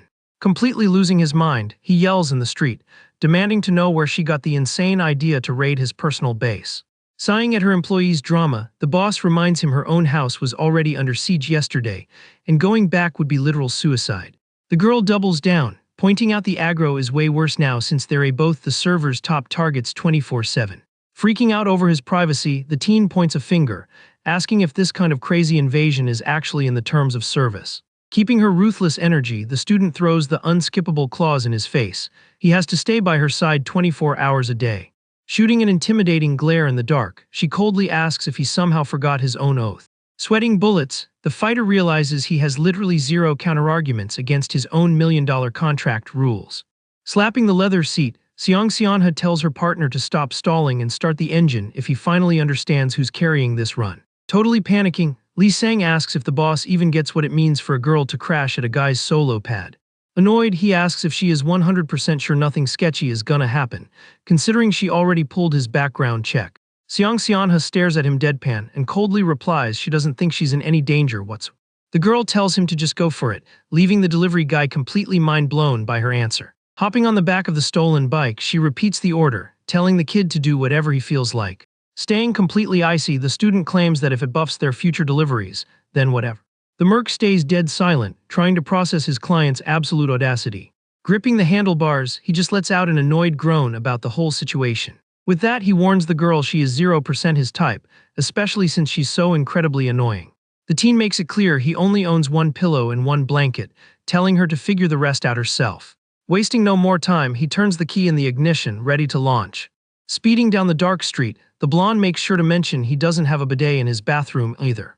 The scene hard cuts to the basic apartment building where the merc crashes for the night. Sprawled out on the living room floor, Lee Sang stares at his phone screen in a mix of boredom and pure rage. The app shows his crypto portfolio tanking absurdly hard, making the kid curse under his breath about the massive L. Holding his aching stomach, he grumbles, trying to figure out how the girl just walked right into his base like that. The student is currently huddled in a corner of the room, hugging her knees in total silence. The physical and mental drain is super obvious on the rich heiress's bruised face after today's chaotic raid. Watching the scene from across the room, the delivery guy realizes this psycho woman is driving him totally insane. The fresh memory of his boss telling him to just go for it echoes in the kid's head. He replays the exact frame where she hopped on the bike, literally accepting whatever he did.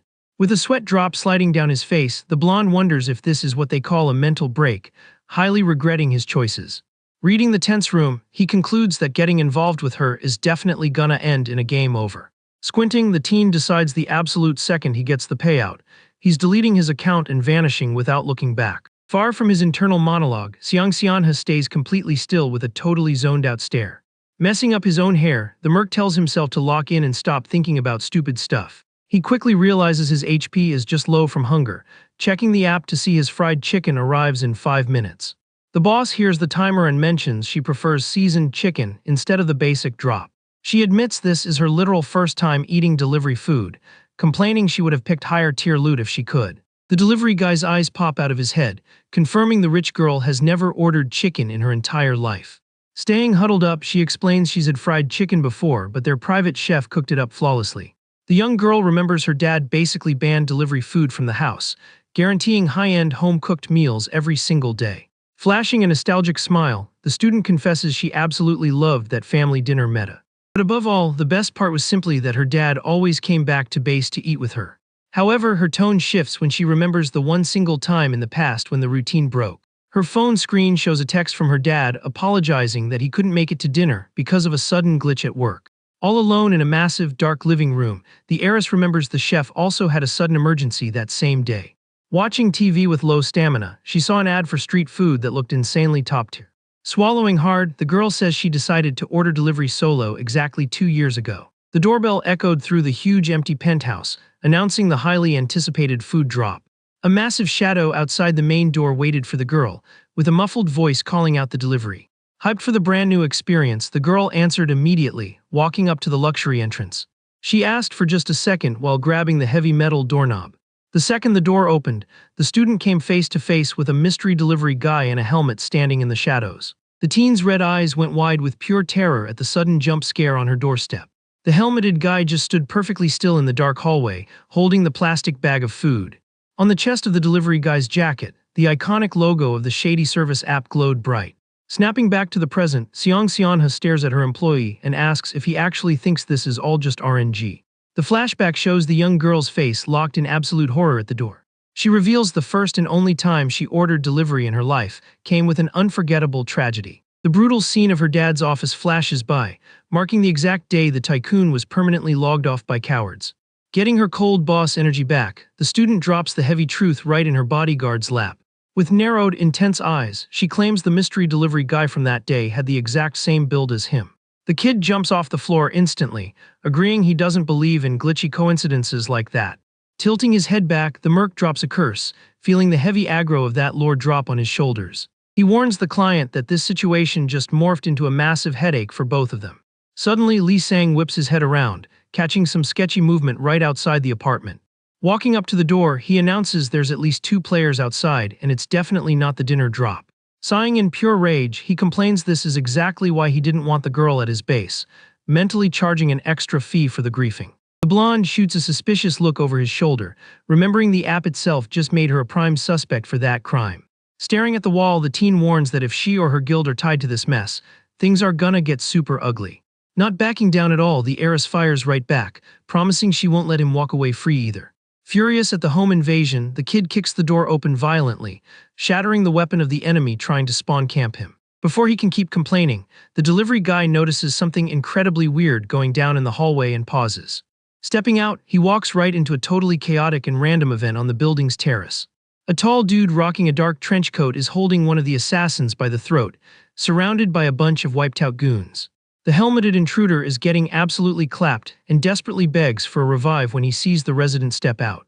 The fancy guy hears the noise and turns his head slightly, noticing Lee Sang has entered the chat. Losing interest in the trash mob in his hands, the suit drops the merc and brutally stomps on his head. Under the cold moonlight, the imposing figure looks up and calmly asks if the blonde kid is the famous Lee Sang. Taking a confident step forward, the guy's dress shoes shine in the dark terrace. The teen keeps his guard up, super sus, watching the visitor reach out a hand for a friendly shake. With flawless posture, the stranger formally introduces himself as Yang Jaiwoo, waiting for a dap. Ignoring the fake politeness, the homeowner rejects the handshake with a look of pure boredom. Keeping a sharp, intimidating glare, Lee Sang just tells the suit to step off, claiming he doesn't shake hands with random dudes. Getting rejected, Yang Jaiwoo just stands there on the terrace, soaking in the L in silence. Keeping his elegant vibe, the suit lowers his arm and actually agrees with the homeowner's attitude. He smoothly pulls his hand back, admitting he might be the one lacking manners in this lobby. Without a single warning frame, the visitor dashes in, unleashing an insanely fast strike that the delivery guy barely dodges. Wielding an extendable baton, the prosecutor coldly declares that the real lack of manners here is the fact that the kid even exists. Scanning his opponent, he claims the teen is completely rotten to the core and lacks even basic etiquette. Gripping the metal baton tight, the suit promises to make sure the resident lives the rest of his run in total misery. Keeping his sharp glare in the dark, he finishes the threat saying the kid will be treated worse than a stray dog. Annoyed by the sudden aggro, Lee Sang calls the intruder a psycho and complains he's wrecking a rented property for no reason. The prosecutor ignores the rant and charges again with a lightning-fast, slashing combo. Super agile, the teen draws his own baton and blocks the rush with a loud, violent metal crash. But the impact triggers a weird recoil that leaves the merc confused for a split second. While the enemy keeps pushing his weapon, the blonde asks what kind of totally weak attack that was. Trolling the guy's loadout, he asks if the suit really thinks he's gonna deal any actual damage using just that. Right then, a sharp pain shoots up the kid's arm, catching him completely off guard. Staring at the new debuff on his own hand, the delivery guy hears the invader say the first thing to fix here is that cocky attitude.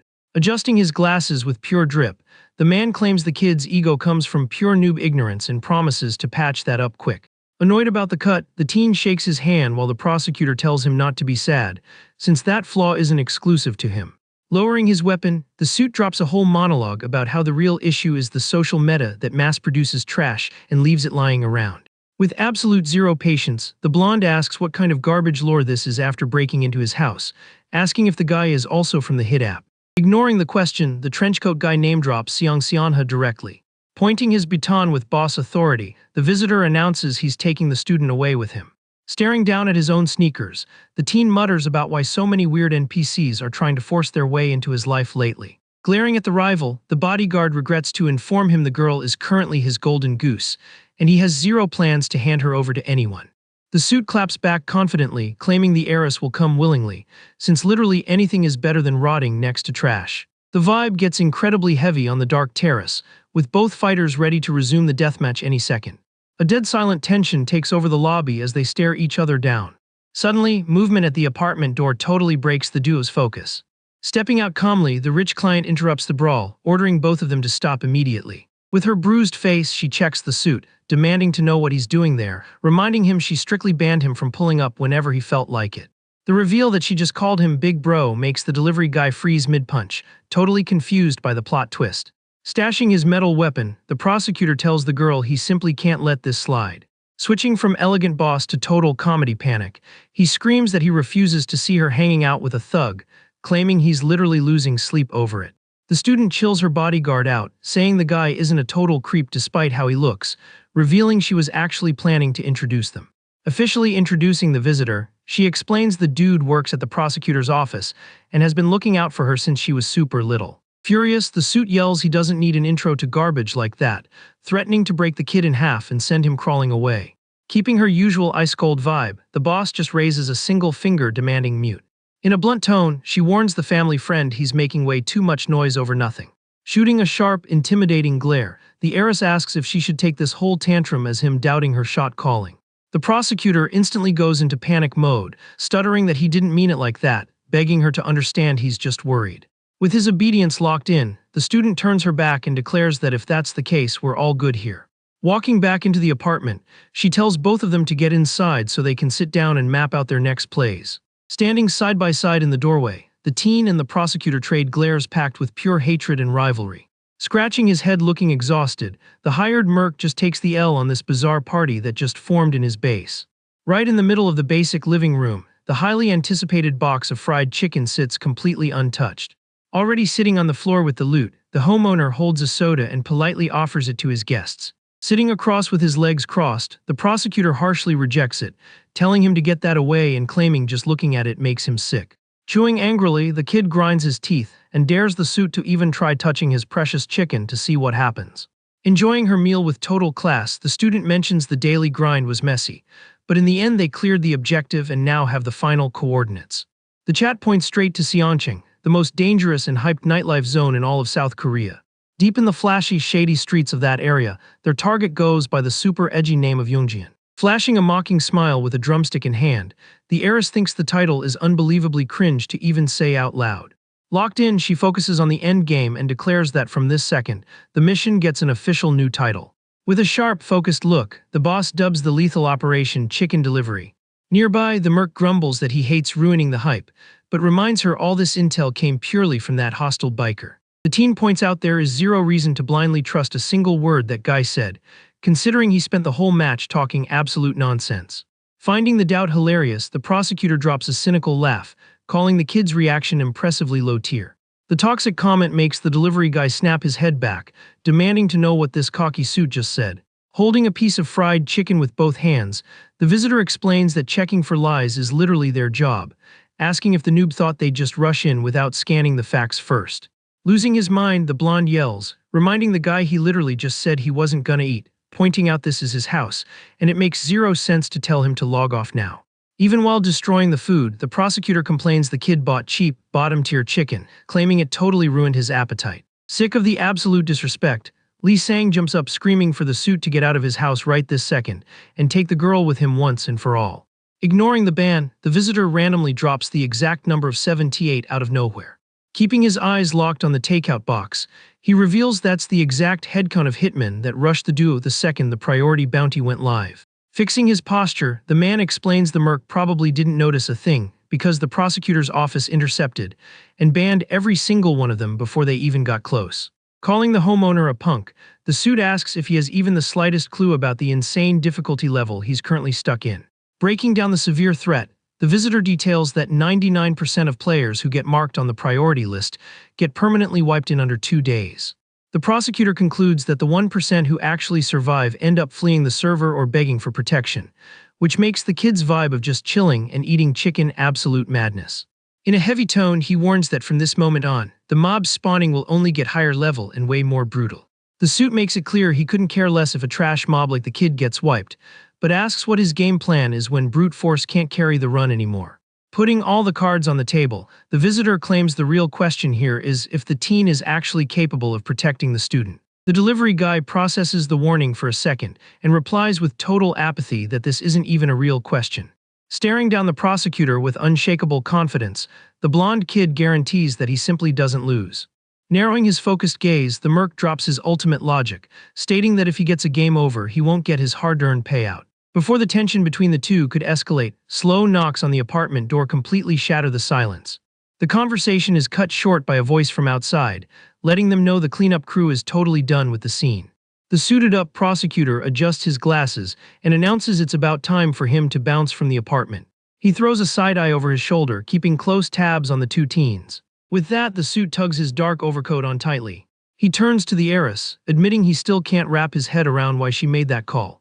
Glaring at the mercenary with pure disgust, the guest demands the kid prove he's actually worth something in this whole mess. Gripping the doorknob, he drops a heavy warning in case the delivery guy lets the student down or makes her cry. The prosecutor vows to take him out for good if anything bad goes down, while strolling down the alley where his guys are finishing up the cleanup. With the door finally shut, the guy who owns the place gets up, scratching his head, totally wiped out from this crazy day.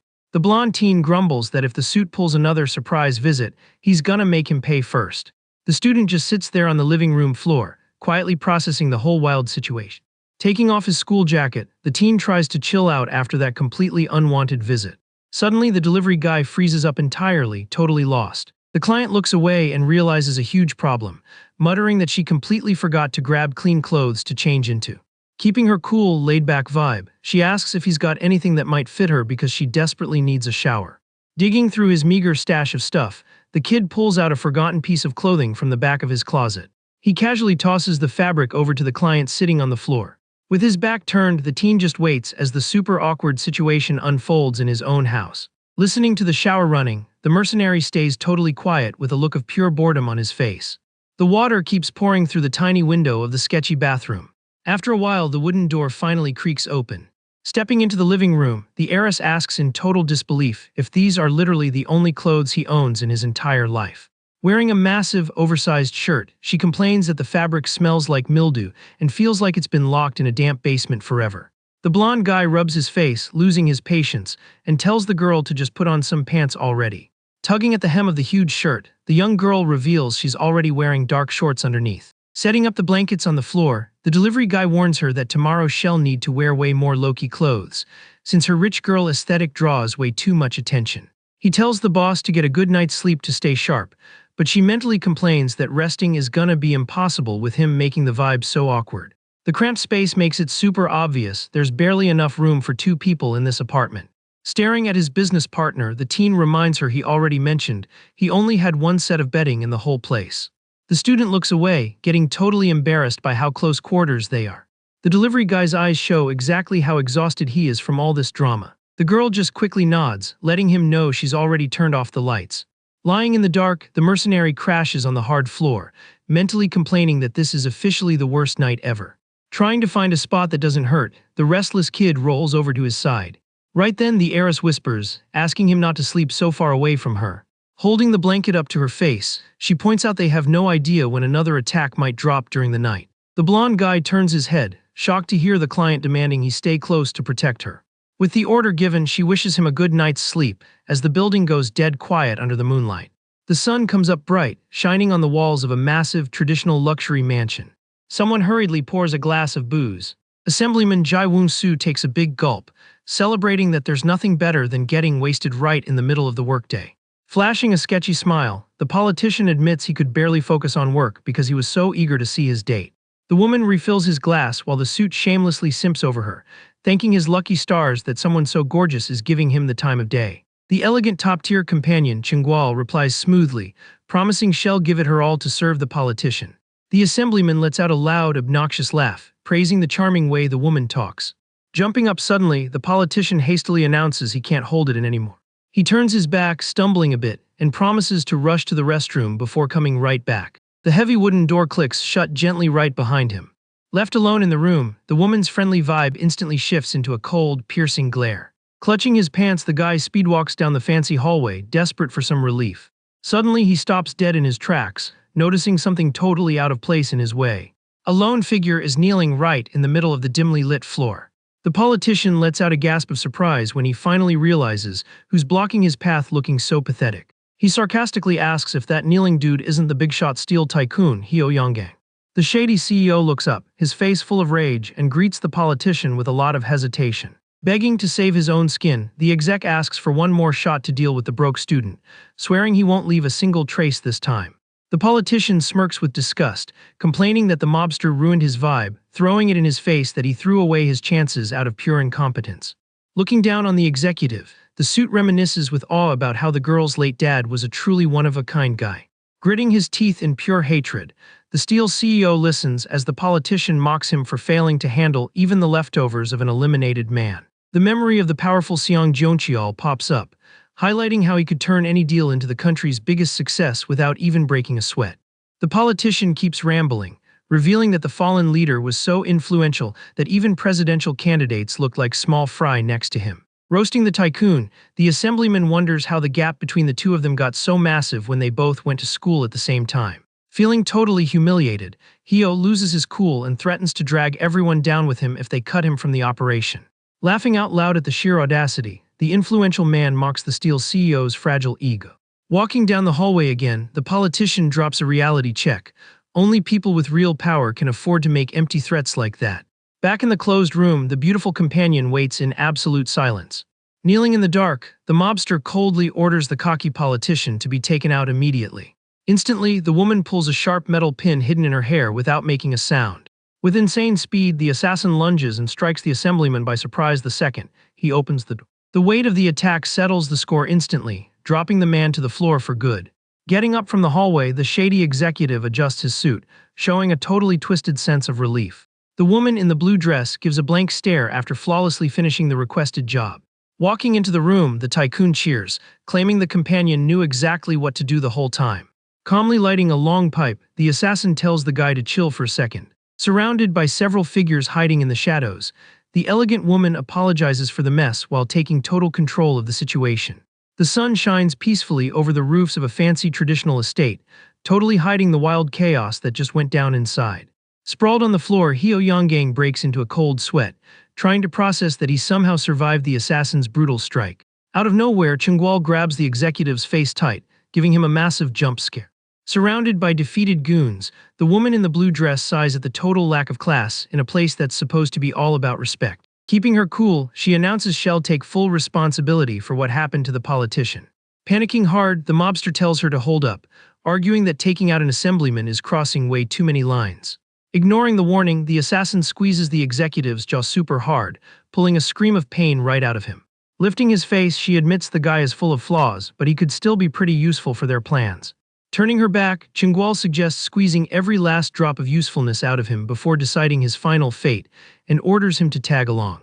Watching the whole thing, one of the suits at the scene is totally mind-blown by how ice-cold the woman is. Acting like it's no big deal, the leader calms the guy down, swearing everything is under control. Sweating buckets, the Steel CEO clutches his own coat, completely terrified of the whole vibe. Outside, a woman with glasses checks out the wreckage in the courtyard without breaking a sweat. Walking right over the knocked-out bodies, she calls out to her squad mate. Flexing a huge smile, the woman greets the leader and announces she's already done taking out the trash outside. Chinggual praises her underlings' good work, while the injured suit complains about the ridiculous amount of goons they sent after him. Right then, the assassin's phone starts buzzing, instantly grabbing her attention.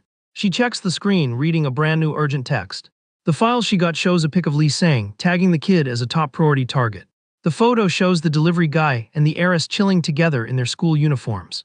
The document's focus quickly shifts to a super detailed profile on Xiang Xianhe. Staring at the screen, the woman in the blue dress shows some serious interest in the fresh intel. Outside, the suit apologizes for the mess near the VIP ride and promises to make it up to the leader next time. Without wasting a second, the luxury ride speeds off, leaving the estate in the dust. Throwing a traditional coat over her dress, the assassin hears that her ride is good to go. Helping her with the coat, the woman with glasses asks if their next stop is the Xiancheng district. The leader confirms the route with a sharp, laser-focused look. Watching the sunset over the big city, she sighs, realizing it's gonna be a super late night at work.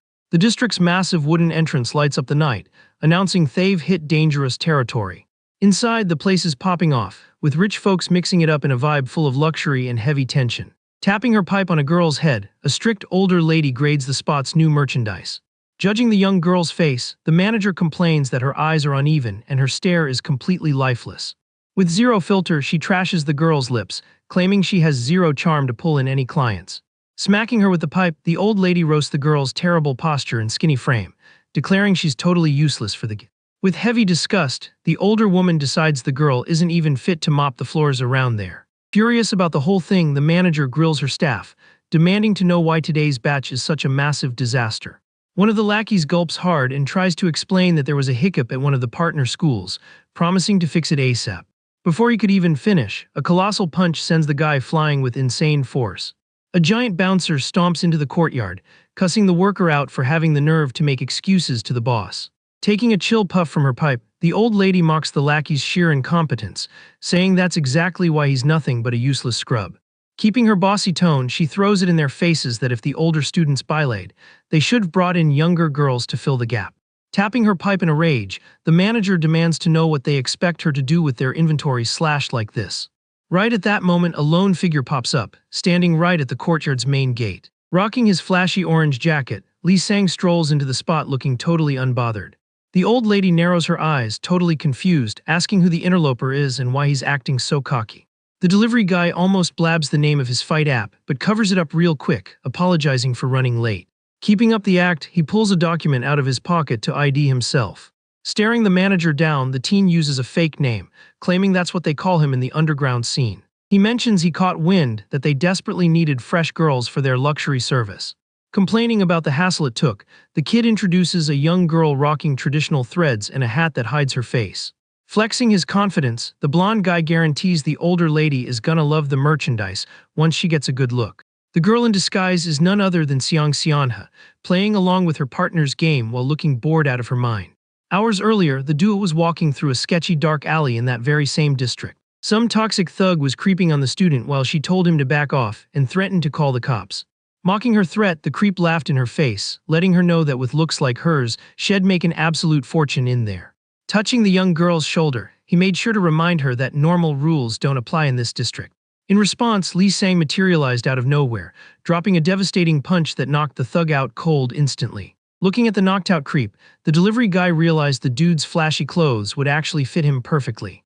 Adjusting her glove, the student complained that she'd rather handle things in her own outfit, questioning if this whole theater act was really needed. Without missing a beat, the teen confirmed it was literally the only viable game plan they had. The kid explained that wearing disguises was the only way they could sneak into that territory without becoming instant targets. Checking the intel on his phone, he reminded her that the only clues they had were the name Yunjian and a general location.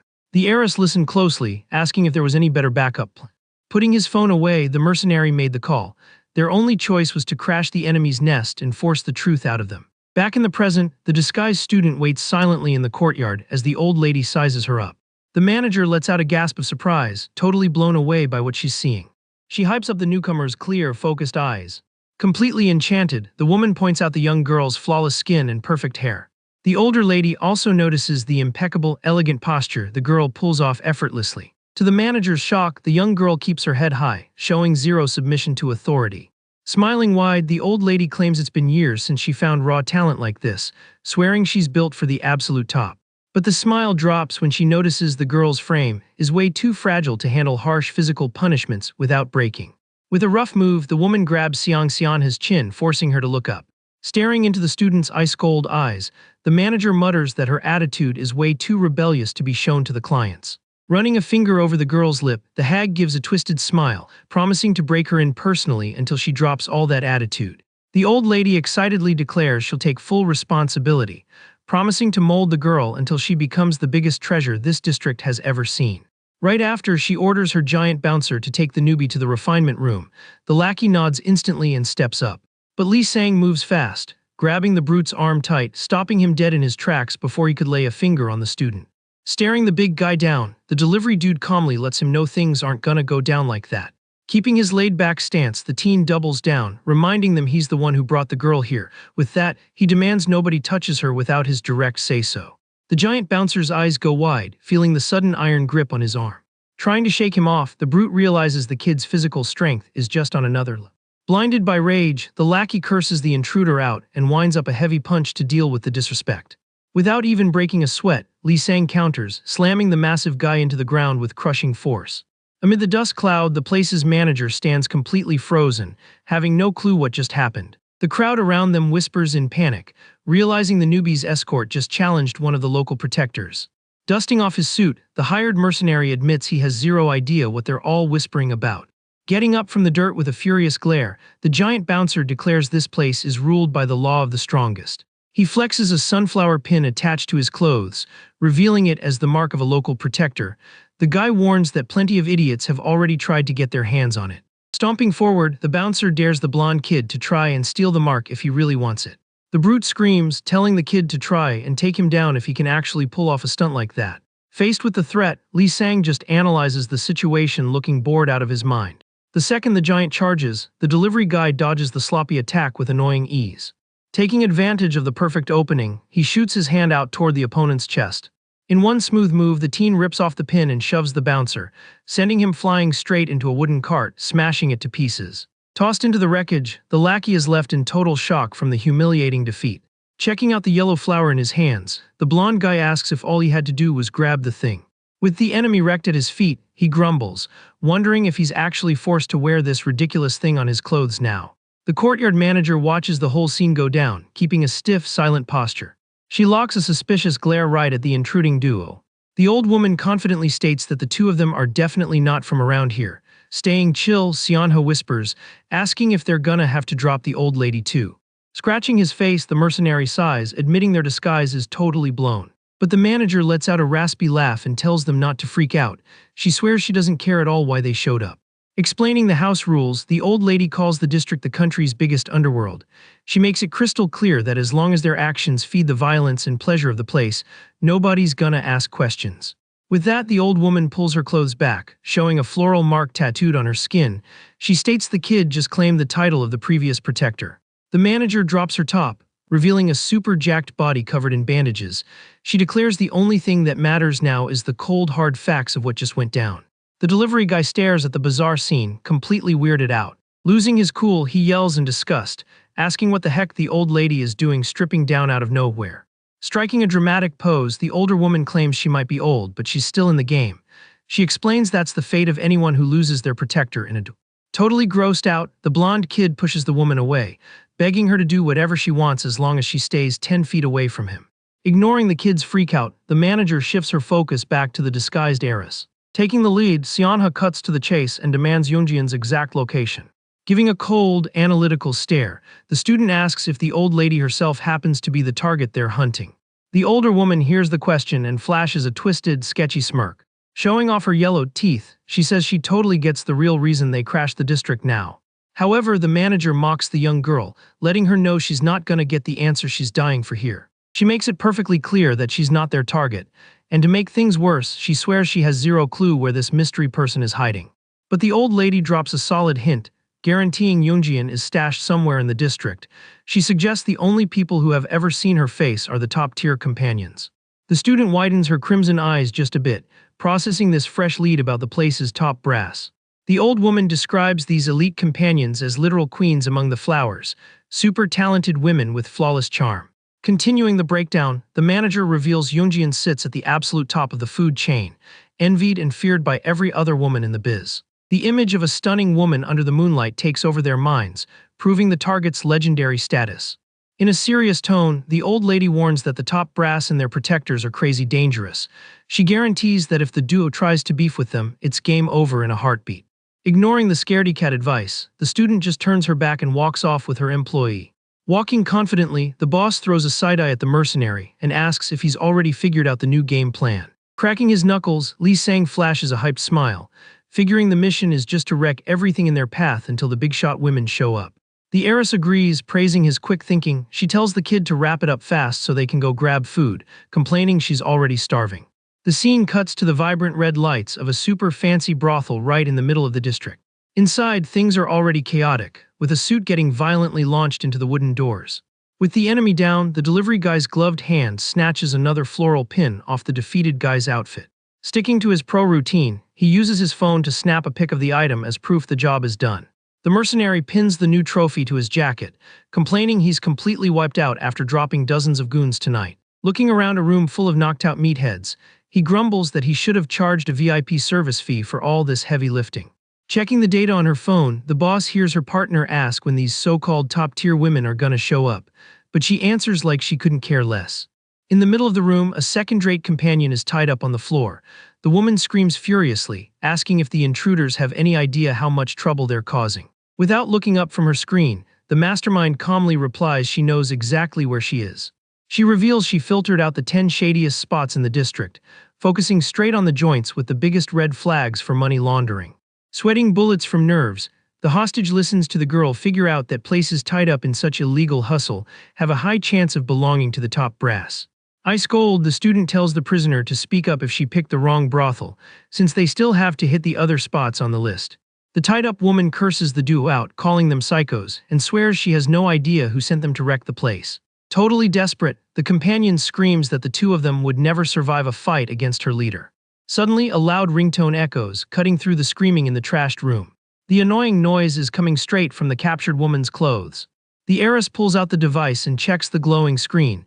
The notification shows an emergency call coming straight from a top-tier companion. Seeing who's calling, the hostage goes into a full-blown panic, trying to explain she wasn't the one who dialed. But Lee Sang acts fast, shoving a tight leather gag in the woman's mouth to shut her up instantly. The student picks up the call, keeping her breathing silent on the other end. A bossy voice declares this is an official summons. The mystery voice orders the rebel merchandise to be brought straight to the joint's VIP room. After getting the instructions, the heiress hangs up the phone with a sharp click. Staring down at the gagged prisoner, the student flashes a freezing smile. She tells her the woman won't even need to give directions to this special room. Right at that moment, the gagged prisoner breaks a cold sweat, hearing the girl's ice-cold voice accepting the summons straight over the phone. Far from there, the massive, luxurious building glows bright under the classic red lights of the district.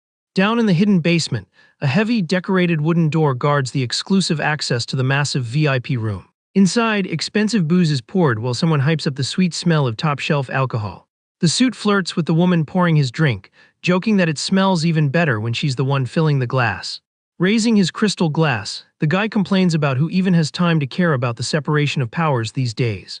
Flexing his status as a big-shot assemblyman, he grumbles that nobody would love the country if politicians just spent all their time watching each other's backs.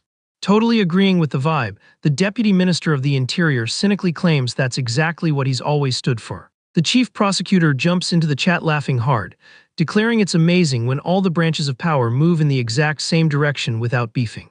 Hyped about their corrupt little club, the huge group of powerful men raise their glasses, celebrating the moment with the companions. Hyping up the party, one of the top-tier women points her phone, asking the VIPs to strike a cool pose. She hands out phones so each guest can snap their own exclusive moment. Holding the phone, the woman tells everyone to give a huge smile for the camera.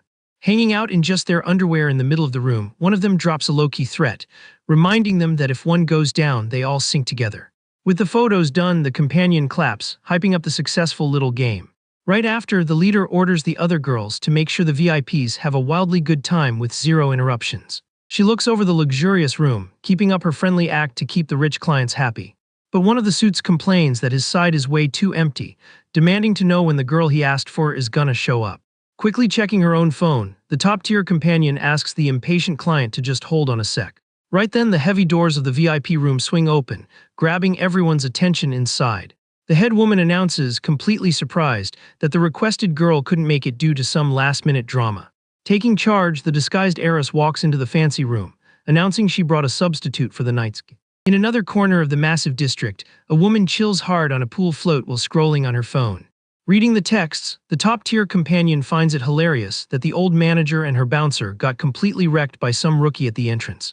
Enjoying the water, she grumbles that the old lady had been hogging that power trip for way too long. Mocking her with zero filter, the girl calls the old lady pathetic for failing to bag a decent protector at her age. Looking super relieved, the chilled-out woman celebrates that at least she won't have to look at that outdated hag's face anymore. Suddenly, a pair of suits ruins her peace with a super blunt rejection. The underling shows her phone screen, revealing that 3 major spots in the district have already been crashed and neutralized. The report confirms that the culprits behind the raid are the exact same targets marked on the priority hit list. The worker with glasses guarantees that the wanted duo has definitely already sneaked deep into their turf. Furious that her chill time got ruined, the companion demands to know how they got in and who gave them the green light to give orders. The messenger partner admits they don't exactly have friendly vibes, but warns that this is no time to let their egos get in the way. Completely ignoring the serious warning, the boss of the spot just loses it and starts screaming for her protector. Splashing the water in a total tantrum, she tells the big guy to stop hiding at the bottom of the pool and get out there to fix the mess. Under the crystal clear water, a massive figure waits comfortably, chilling on the fake bottom of the pool.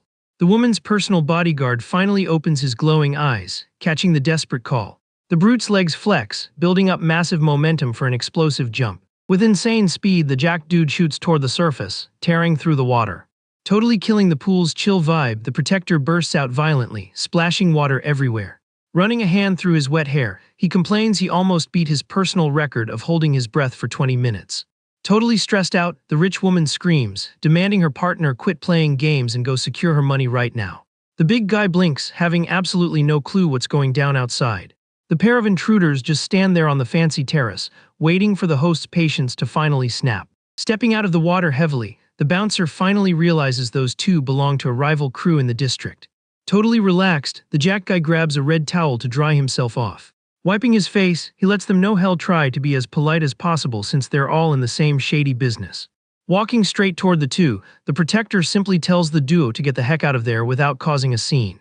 The employee with glasses doesn't back down, asking if he isn't underestimating how serious this is, offering a way to settle things fast. Before she could even finish pitching the alliance, the big guy lands a devastating punch right on the other messenger's face. Leaving his hand out after the cheap shot, the brute repeats his order for them to bounce, using fake politeness.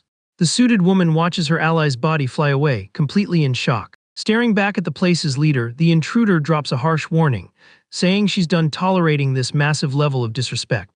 Sitting on her float, the rich lady curses the intruder, asking who she thinks she is to preach about manners in someone else's house.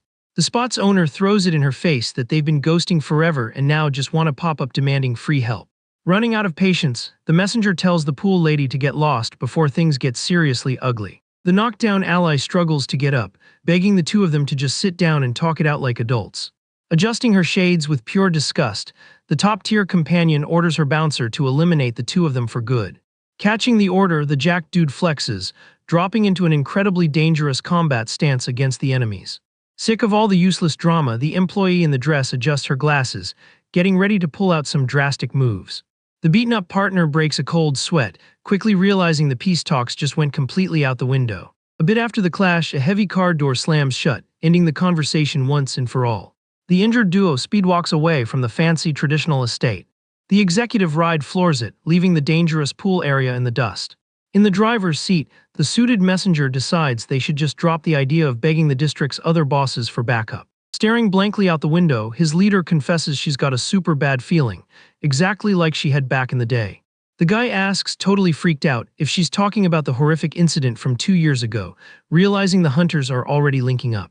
With a sharp, tense look, the woman swears she can literally smell the heavy scent of blood in the air. The car speeds down the huge tree-lined avenue, racing against the clock to stop the worst from happening. On the chill road, a regular app delivery guy pedals his bike right past them in the opposite direction. Another worker rocking a massive thermal bag on his back rolls down the sidewalk, focused on his route. The city's vibe totally flips when a massive army of assassin delivery guys start swarming the district's giant walls. The scene cuts back straight to the stuffy VIP room, where the big shots are lounging all over the floor in the middle of a massive feast. Standing her ground in the room, the disguised heiress coldly repeats that she's only there as a backup for the night. Super confused by the random audacity, the top-tier companion whispers, asking what the heck this substitute nonsense is all about. The hostage caught in the other room is still thrashing on the floor, tied up tight. Right after, she gets a massive jump scare when someone suddenly grabs her by the dress. Inside the fancy VIP room, the big shot points his finger, aggressively demanding to use the newbie right then and there. Flashing a sketchy smile, he asks for the girl's name and what kind of games she usually plays with clients. But the suit squints and looks visibly confused when he notices a super familiar detail about her. Grabbing the student's chin super rough, he checks out the insane resemblance she carries. The guy says, totally shocked, that the young girl looks exactly like the late tycoon Seong Jeoncheol's daughter. Another VIP in the back confirms the theory, remembering he saw the target at her dad's funeral 2 years ago. Thinking she's just a hot lookalike, the cocky client reaches out, wanting to use her as the perfect stand-in. He opens his arms looking totally ridiculous, telling the girl to call him daddy and show off all her charm already. Keeping up her flawless, ruthless vibe, the heiress flashes a slight smile, ready to make her move. Holding the pitcher, the young girl politely points out that the man seems super thirsty. Tilting the bottle elegantly, she pours his glass and promises to recite a beautiful poem for her new master. The big shot lets out a booming laugh and claps, totally hyped to hear what the girl has to say.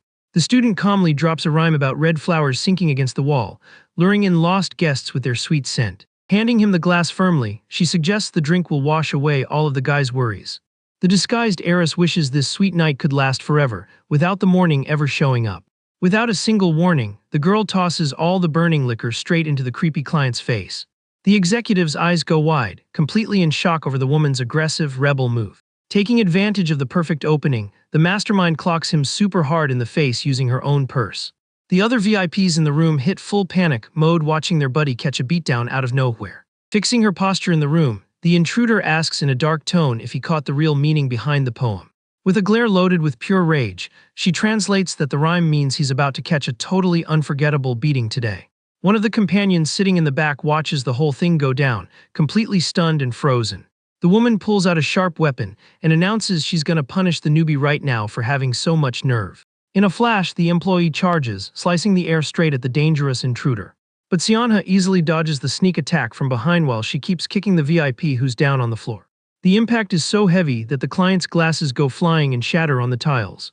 Even while getting totally wrecked, the sick guy flashes a bizarre smile, admitting he's actually loving being treated so brutally. The armed companion takes a step back, super shocked by the insane chaos blowing up inside the room. Playing along with the weird vibe, the worker explains that knowing the client's bizarre tastes is literally basic training in this district. Sighing totally exhausted, the intruder agrees that she really does need to know how to deal with all kinds of trash. The young girl's memory hits hard, flashing back to her late dad's lonely, depressing funeral. Back then, these exact same corrupt VIPs walked into the funeral hall, calling her a poor thing behind her back. Throwing a death glare at the past, the heiress remembers that painful wake dragged on for 3 painfully long days. During that morning period, she dug deep into the shady past of every single person in that room. The girl burned the faces and crimes of all the backstabbers into her own genius brain. Snapping back to the present chaos, the exec's expensive clothes are scattered all over the room's floor. Totally chill, the student pulls a heavy leather belt out of her pants to use as a weapon. She snaps the belt in the air with a loud crack, stating she already gathered all the intel on every single one of their freaky tastes. Totally losing their minds, the suits hug each other laughing, begging the boss to punish them. Holding the belt up like an absolute boss, the mastermind coldly asks which one of them wants to catch the first beating. Far from the indoor brawl, the fancy doors to the VVIP area stay locked tight, totally cut off from the rest of the brothel. Outside, Lee Sang shows up rocking a super flashy suit and slick-back blonde hair. The mercenary waits for his partner, leaning against a humble street food stall right in the middle of the dangerous district. Chewing with his mouth wide open, the suited kid stares at the stall owner looking bored out of his mind. Pointing his finger like he owns the place, he complains about the snack's insane price and demands a solid discount. The cook bangs her metal pot in a rage, asking who he thinks he's calling old. Arguing back with zero fear, the woman warns him that this spot serves big shots who drop money like water, and it's not just some random diner. She tells the kid to get lost, while he grumbles that if he walks away, he'll end up straying way too far from his client. Right then, a guy standing right next to him praises the strong aura the blonde kid is naturally giving off. The vendor completely flips her attitude and throws an interested look at the mysterious newcomer. Flexing her dangerous charm, the woman comments that in this shady district, there are plenty of ways to clear a debt. Annoyed at being ignored, Lee Sang goes back to yelling, trying to get the ignorant vendor's attention. The mystery client next to him just slaps a heavy 20,000 bill right on the wooden counter. Without even glancing at the loud kid, the guy demands his usual order. The stall owner flashes a glowing smile, grabbing the cash instantly and welcoming back her loyal regular. The delivery guy glances over his shoulder, totally curious about the stranger's solid vibe. Under his traditional hat, the man shows off striking facial scars and an intensely calculating stare. Sizing the blonde kid up and down, the veteran notices the crazy amount of yellow flowers pinned to his suit. Spotting the long sword strapped to the guy's waist, the mercenary mentally concludes this dude looks incredibly dangerous. The weird swordsman reaches out, pointing straight at the starving teen. Keeping his usual serious face, the man tells the server to put the kid's tab on his bill. With his eyes sparkling with pure joy, the blonde guy cheers, claiming that anyone who buys him food is an absolute legend. Holding up 3 fingers calmly, the veteran warns that he'll cover the snack, but he's got 3 major questions to ask. Demolishing the street skewer in seconds, Lee Sang agrees to the deal without a second thought. The stranger's first question is straight up asking for the name of the woman the kid is serving right now. With his mouth full, the teen almost blurts out her real name but covers it up instantly, saying the boss goes by Ha-seon. Annoyed by the word the man used, the blonde kid grumbles that he doesn't serve the girl. He's just hired to escort her around the place. The warrior zeroes in on the dozens of stolen pins and figures the kid took down a crazy number of elite bouncers. The guy mentions he heard fresh rumors about someone attacking women and protectors all over the district, without an ounce of mercy. Staring the kid dead in the eyes, he drops the second question, wanting to know if the blonde guy is mixed up in this massive mess. The teen chews his food in total silence for a split second, then cynically replies he's got nothing to do with it, pointing his index finger in a super intimidating way right at the cocky mercenary's face. The swordsman asks with a death glare if the punk is really ready to play protector until the bitter end. Keeping his stance solid, Lee Sang simply says yes. Moving impossibly fast, the veteran draws his blade and lunges full force at the kid. But the delivery guy reacts in time, blocking the razor-sharp strike using nothing but the wooden chopsticks in his hand. The clash sends a massive shockwave down the street, proving both of them have insane power levels.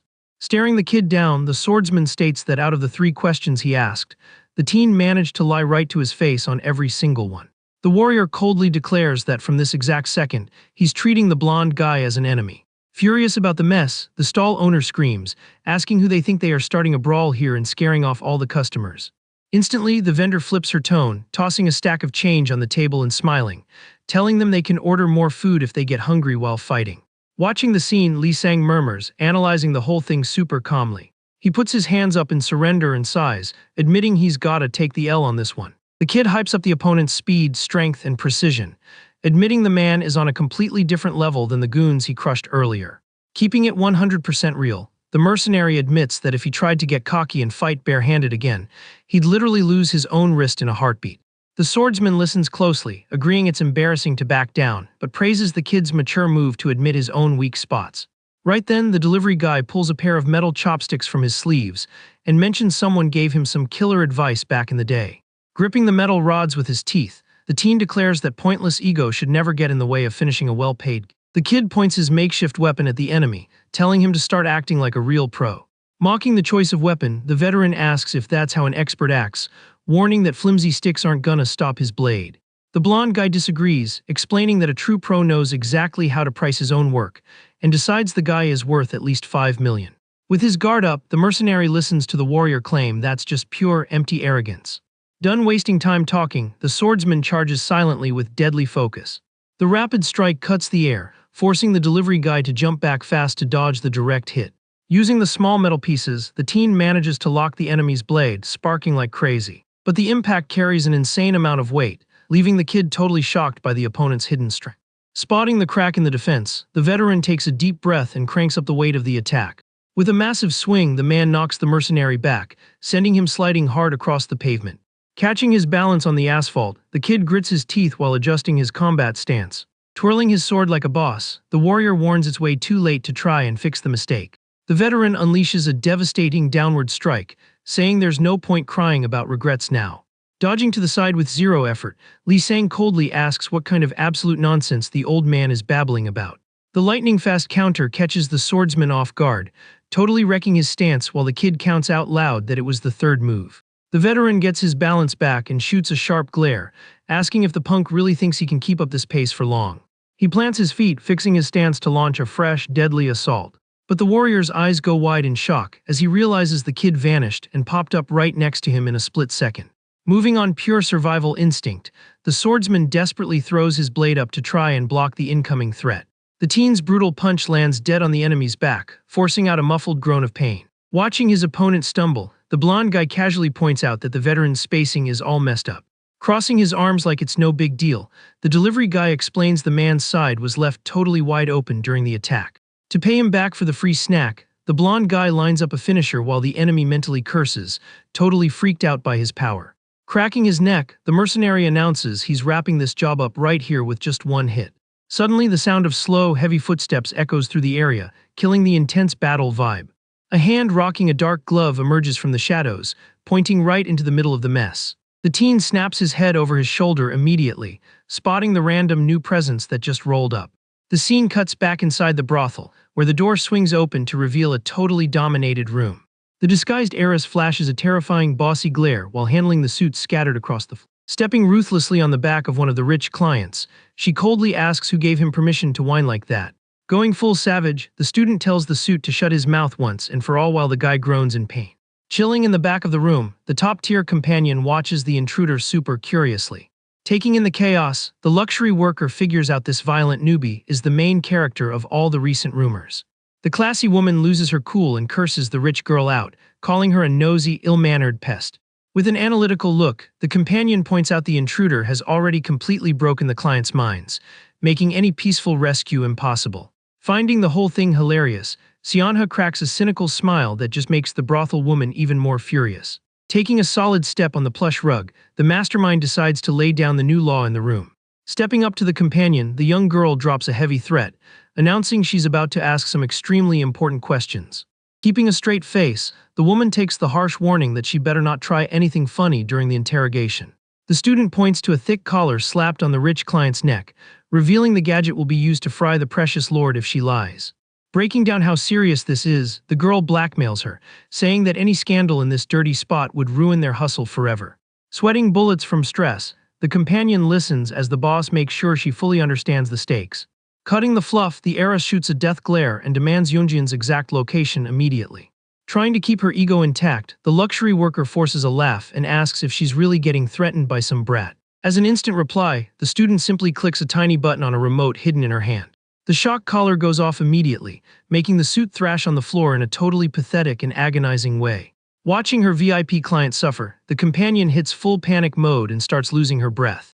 Totally desperate over the lost cash, the woman snaps, screaming and calling the intruder a psycho, begging her to stop. The worker warns that if a VIP like that goes down here, the girl will never make it out of the district alive. Keeping a blank stare, the student claims she couldn't care less about what happens to her own life. The heiress admits that if she manages to personally end all these filthy backstabbers, the mission will have been totally worth it. With terrifying coldness, the young girl turns up the pressure, telling the woman to spill it already. Suddenly, a deafening crash obliterates the heavy VIP room door, grabbing everyone's attention. The exact same skilled swordsman from earlier gets tossed violently into the room, crashing down defeated in the dust.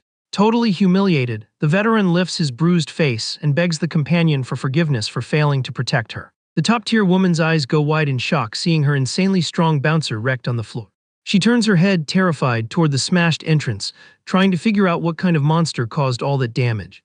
Staring at the silhouette in the smoke, the heiress recognizes her partner and mutters his name under her breath. Rocking the classic orange uniform of his dangerous side hustle, the hired mercenary shows up looking epic in the door. The app's logo glows bright on the kid's chest, proving the heavenly delivery guy just finished taking out the trash outside. The delivery guy's massive silhouette just stands there in the wrecked doorway, surrounded by the smoke from the brawl. Keeping his intimidating vibe, he announces out loud that the package just got delivered.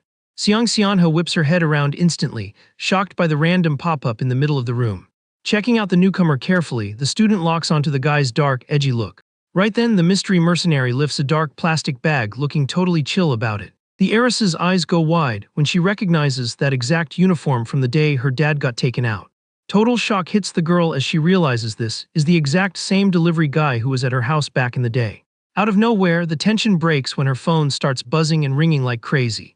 The screen lights up showing prosecutor Yang Jiwoo trying to reach her ASAP. Picking up, she hears the suit let out a massive sigh of relief that he actually got a hold of her. Driving like a maniac, the guy tells the girl to listen closely, warning her that a hunter delivery guy is prowling the district. Looking in the rearview mirror, the prosecutor curses that 3 of his guys are already down, admitting they let an absolute monster slip away. Gripping the phone, the student listens to her ally promise he's on the way, asking where the heck her bodyguard ran off to. The suit sounds pure desperate, begging her not to split up from Lee Sang no matter what, warning that she's the main target. Meanwhile, another phone screen flashes a pic of the duo marked on the hit list, being held tight by the new intruder. Holding the phone, the mystery assassin simply confirms the final target is the girl in the picture. On the other end of the line, the prosecutor keeps yelling for the heiress, wanting to know if she's getting the warning. Ignoring the panicked voice on the phone, the student grips her clothes, feeling the heavy reality of the situation. With a glare packed with pure fury, she asks the intruder straight up what her employee has to do with any of this. Putting his phone away, the helmet-wearing hunter asks if she's talking about the duo, guessing the bodyguard must have wrecked the swordsman outside. The intruder's mind flashes back quickly to the scene of total destruction he left behind in the brothel. The flashback shows stained floors and goons brutally taken out all over the place. Listening in without a clue, the heiress freezes up facing the unknown threat. Pointing a finger at his own head in a mocking way, the assassin starts stepping toward the girl. He tilts his head, cracking his neck, showing he's ready to finish the contracted. Cornered in the room, the student grits her teeth, bracing for the inevitable clash. With zero warning, a crushing kick slams into the hunter's side, launching him away with insane violence. Seizing the opening, the top-tier companion steps in front of the heiress and declares that if anyone is gonna take out the intruder, it'll be her. The luxury woman shields the rich clients in the back, explaining the big shot was charmed and losing him now would be a massive headache for business. Dropped on the floor, the spoiled exec screams, cussing the intruder out and asking if he has any idea whose toes he's stepping on. Catching his balance, the orange-suited invader casually stands back up in front of the group. The heiress and the luxury companion keep their guard up, sizing up the incoming danger. Throwing his hands up cynically, the assassin guesses the woman's protective stunt means he's cleared to focus entirely on the girl. The comment catches the top-tier worker totally off guard. In the blink of an eye, the hunter rushes in, swinging a ridiculously fast and crushing blow with his baton. Moving on instinct, the woman tries to block the hit while screaming furiously at his audacity to threaten the bosses of the spot. But the enemy just shatters her defense and lands a brutal counter right in her stomach. Taking the hit, the luxury worker feels the damage and collapses, while the allied swordsman stumbles in, screaming for the boss. Totally out of breath and busted up, the veteran enters the room begging his boss to be super careful. Watching the intruder's stance, the swordsman panics when he notices the enemy's fast finger movements pack the power of a gunshot. Pointing his hand like a lethal weapon, the hunter coldly announces he wants to make one thing perfectly clear. Keeping his aim locked, he throws it in the survivors' faces that every single one of them is marked on his hit list. The student's eyes go wide hearing the villain spell out that the main target is the boy and the girl. Fixing his stance, he adds that the top-tier companion's head was also ordered and the payout is doubled. Pointing his finger at the woman on the floor, the sadistic mercenary makes it clear he plans on cashing in that fortune. Desperate over the threat, the injured swordsman yells for his boss, trying to warn her about the incoming doom. Putting the pieces together, the luxury worker figures the assassin bagged 2 insanely high-paying gigs in the exact same spot. The reality check hits hard when she hears the villain cheer that he hit the jackpot today. But the tension breaks with a groan of pain from the entrance, where a blonde kid in a suit shows up clutching his own stomach. The helmet-wearing hunter slowly turns his head back, hearing the newcomer curse him out in a rage. Without wasting a second, Lee Sang rushes in with a sneak attack, landing a crushing punch straight into the enemy's back. Keeping his guard up, the teen mocks him, saying catching a cheap shot from behind hurts like crazy.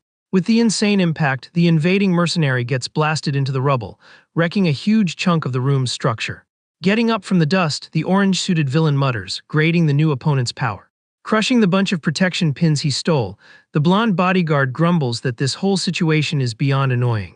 Fixing his dirty suit, the teen complains it's impossible to fight properly wearing such uncomfortable trash.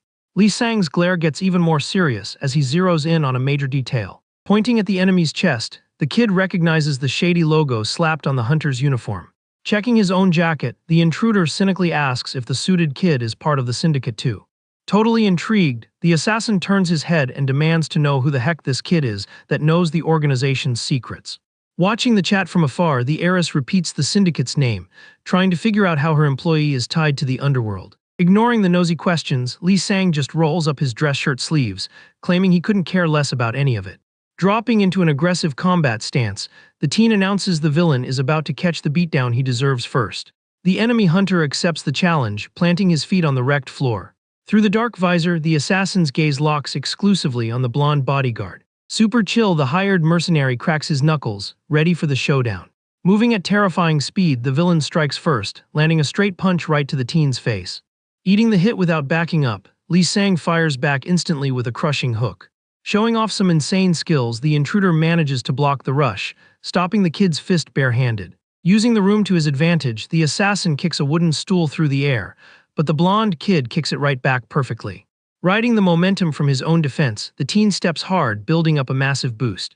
With devastating power, he chains a colossal strike that shatters the enemy hunter's stance once and for all. The violent crash drags the orange-suited villain several meters across the room until he manages to break his fall.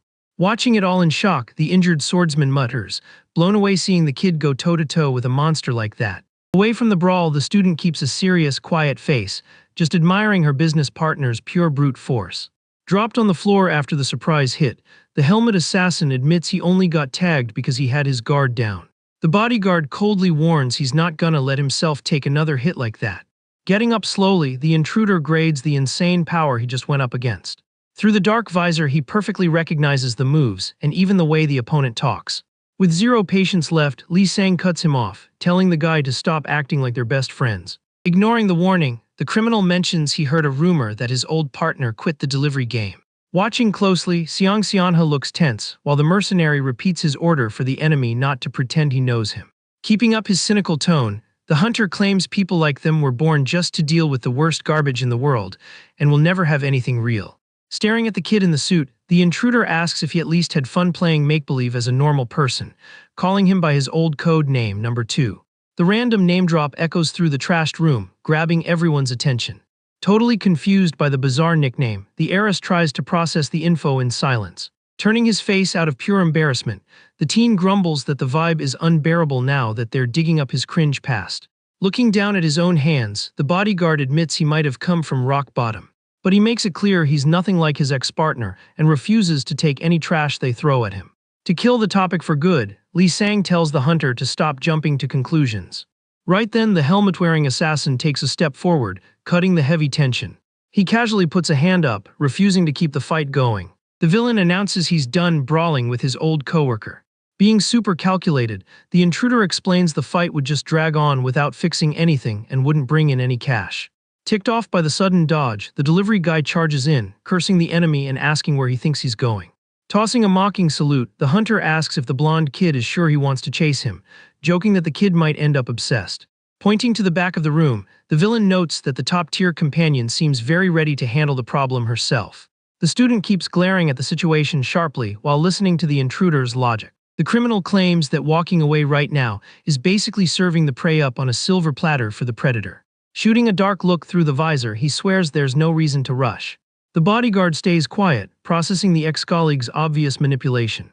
Walking calmly toward the wrecked exit, the hunter declares that as long as the kid stays in this shady life, they're bound to run into each other again. With the enemy gone, the mercenary takes a deep breath in the middle of the room, until he's called by his old code name one more time. The teen turns his head, showing a lot of annoyance at his boss's instant demand. Radiating boss energy, Xiang Xianhe demands a full explanation right now and threatens to fire him if he tries to hide the truth. Faced with the threat of losing his gig, the teen sighs, keeping his usual exhausted face. Without showing a single drop of hesitation, he just bluntly agrees to the idea. The mercenary casually lets her know the heiress can fire him right now if she wants. Suddenly, the kid's mind drifts to a flashback where he was cornering a target in a bright hall. The guy on the floor was desperately begging for mercy, swearing he was just a regular worker who didn't know anything. The young delivery boy listened in silence as the target cried, claiming he had a whole family and a sick mom in the hospital to feed. The tension broke when a squadmate walked up, calling him by the codename Number 2.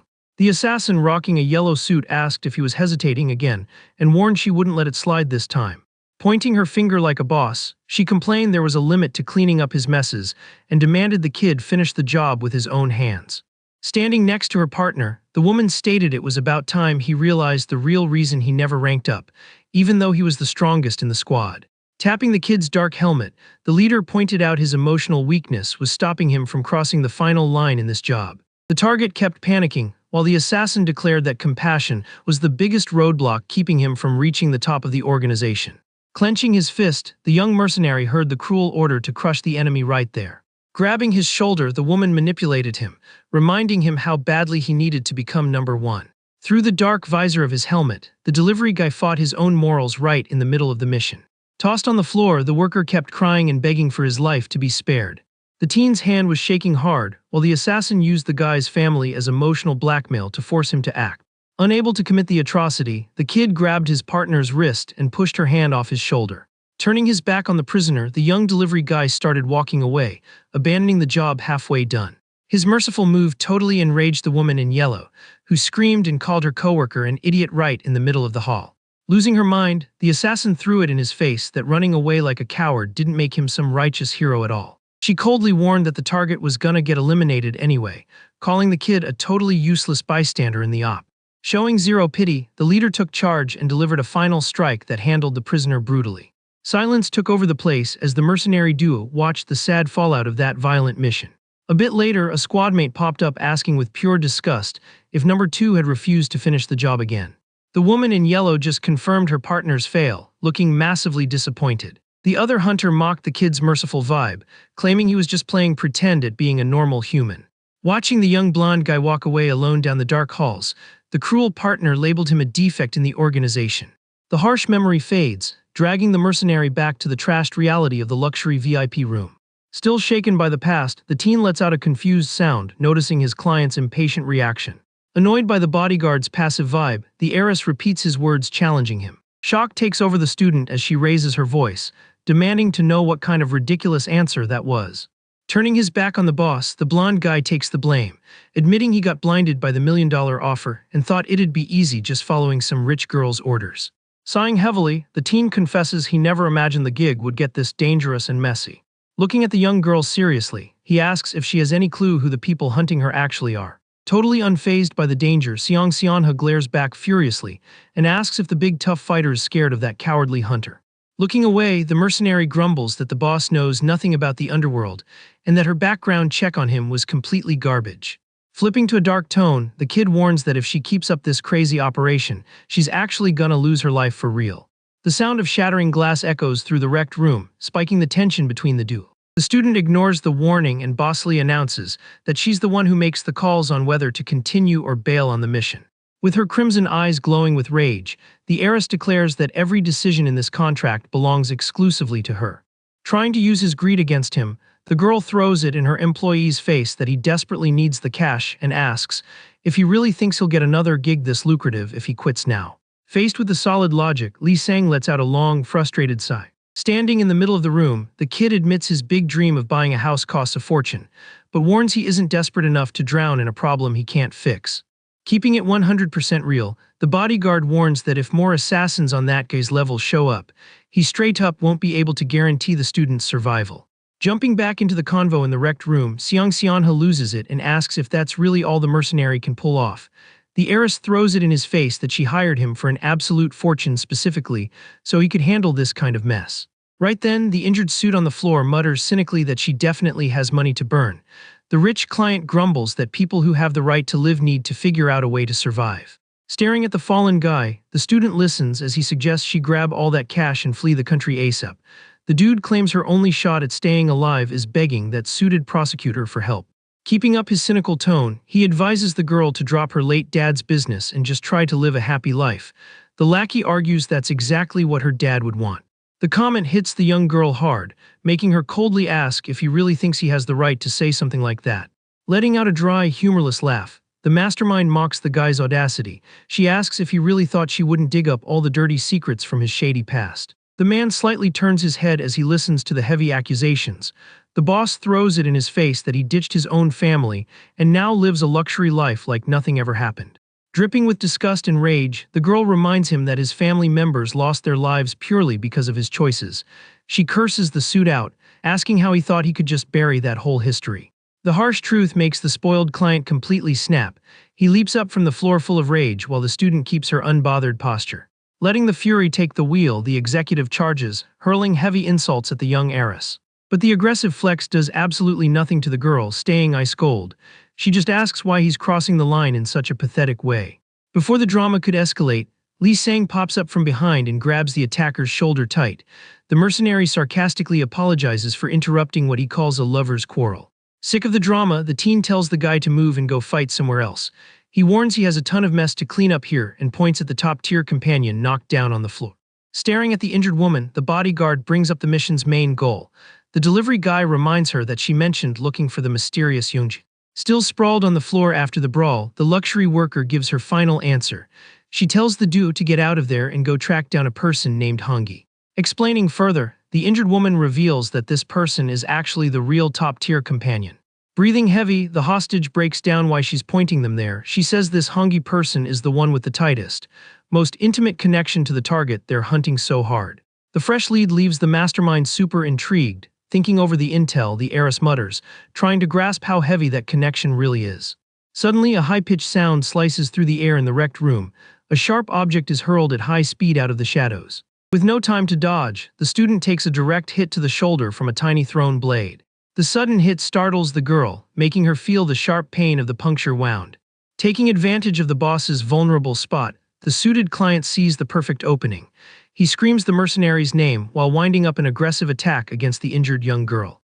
But the hit gets shut down before it even reaches the target. The top-tier companion who is on the floor lunges and grabs the big shot's wrist with insane strength. Without a second of hesitation, the woman violently twists the guy's arm, sending a loud, sharp crack echoing through the room.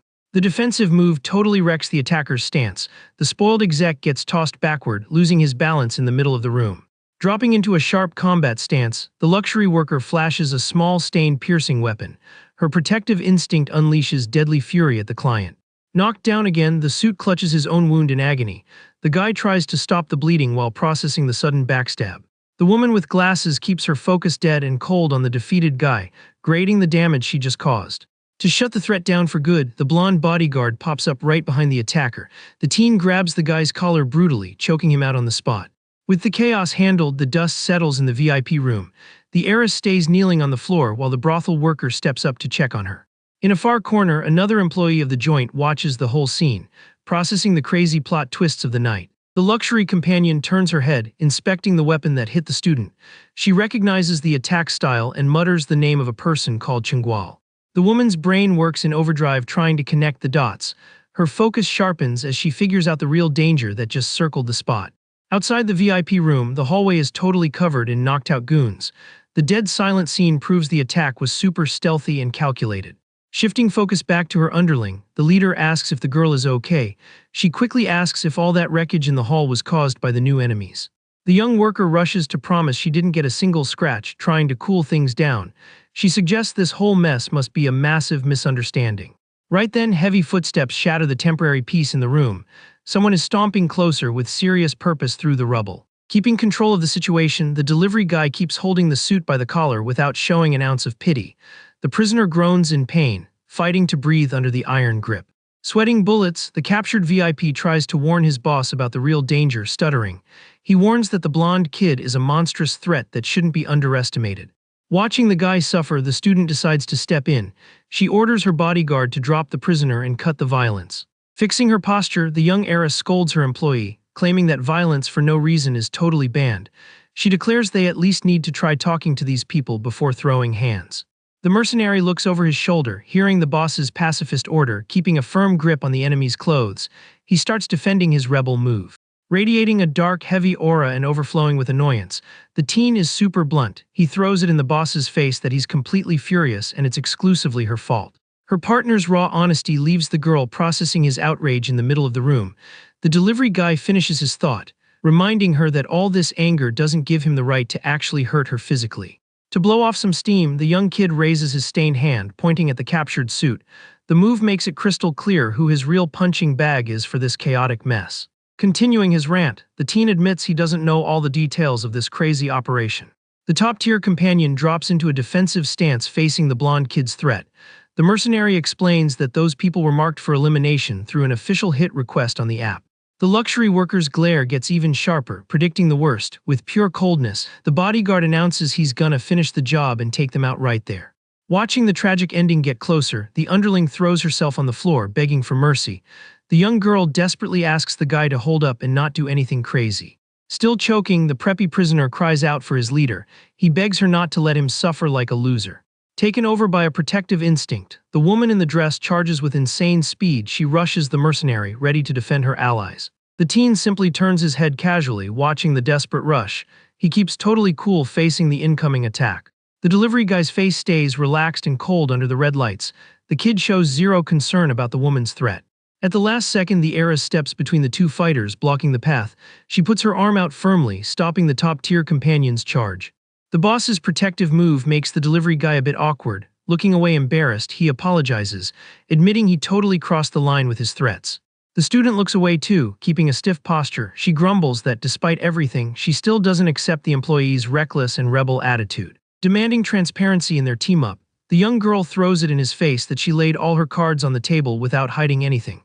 She demands to know why her partner keeps hiding secrets and refusing to tell the truth. The blunt question hits the mercenary hard. He looks down, showing a mix of guilt and annoyance at having his past brought up like that. Sick of the lack of mutual trust, the mastermind makes a drastic call. She tells the kid to quit the job and announces the super profitable mission is officially canceled.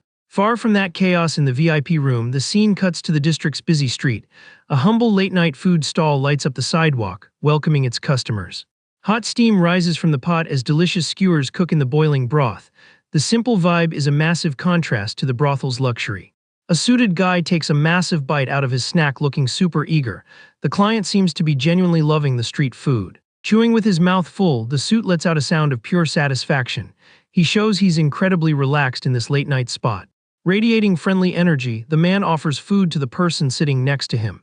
He tells his guest not to be shy and try the snack. The guest is none other than the top-tier companion known as Hongi, surrounded by her massive personal escort. The hyped guy mentions that this tiny stall is literally his favorite spot in the whole area. Hiding part of her face with an elegant fan, the rich woman clearly looks uncomfortable with the setup. She politely mentions that this kind of meeting puts her in a super tricky spot. The quiet street frames the lit-up stall where the two are chatting. The high-ranking worker complains about being summoned out of nowhere with zero notice. Staring at the basic snack on the counter, the companion rejects the offer, pointing out how busy the place is. She firmly asks the client never to pull a meeting like this in such an exposed spot again. The suit totally ignores the woman's complaints and keeps his arm out, keeping the same chill look. He flips his tone and simply orders her to eat it already. The sudden mood swing catches the brothel leader off guard. She grades the guy's pushiness, realizing she doesn't really have a choice to say no. Caving to the influential client's pressure, the woman carefully lowers her fan. She grabs the street food kinda reluctantly to follow the order. Closing her eyes so she doesn't show her disgust, the companion takes a tiny, delicate bite of the skewer. She mutters she's only doing this because it was a direct order from him. A second later, the luxury worker freezes in absolute shock. Her gut reaction gives away how horribly the food hit her taste buds. Seeing his guest suffer, the man finds it hilarious and lets out a laugh that echoes through the stall. He asks with total mock if the food doesn't taste like an absolute tragedy. Still having a blast, the VIP explains the real reason he loves the spot so much. He coldly reveals that the stall's old cook is deaf and can't read or write, making it the perfect place for secret chats.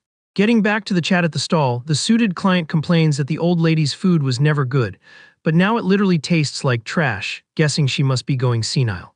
He pours himself another drink, smiling as he mentions that at least the awful seasoning keeps other customers away.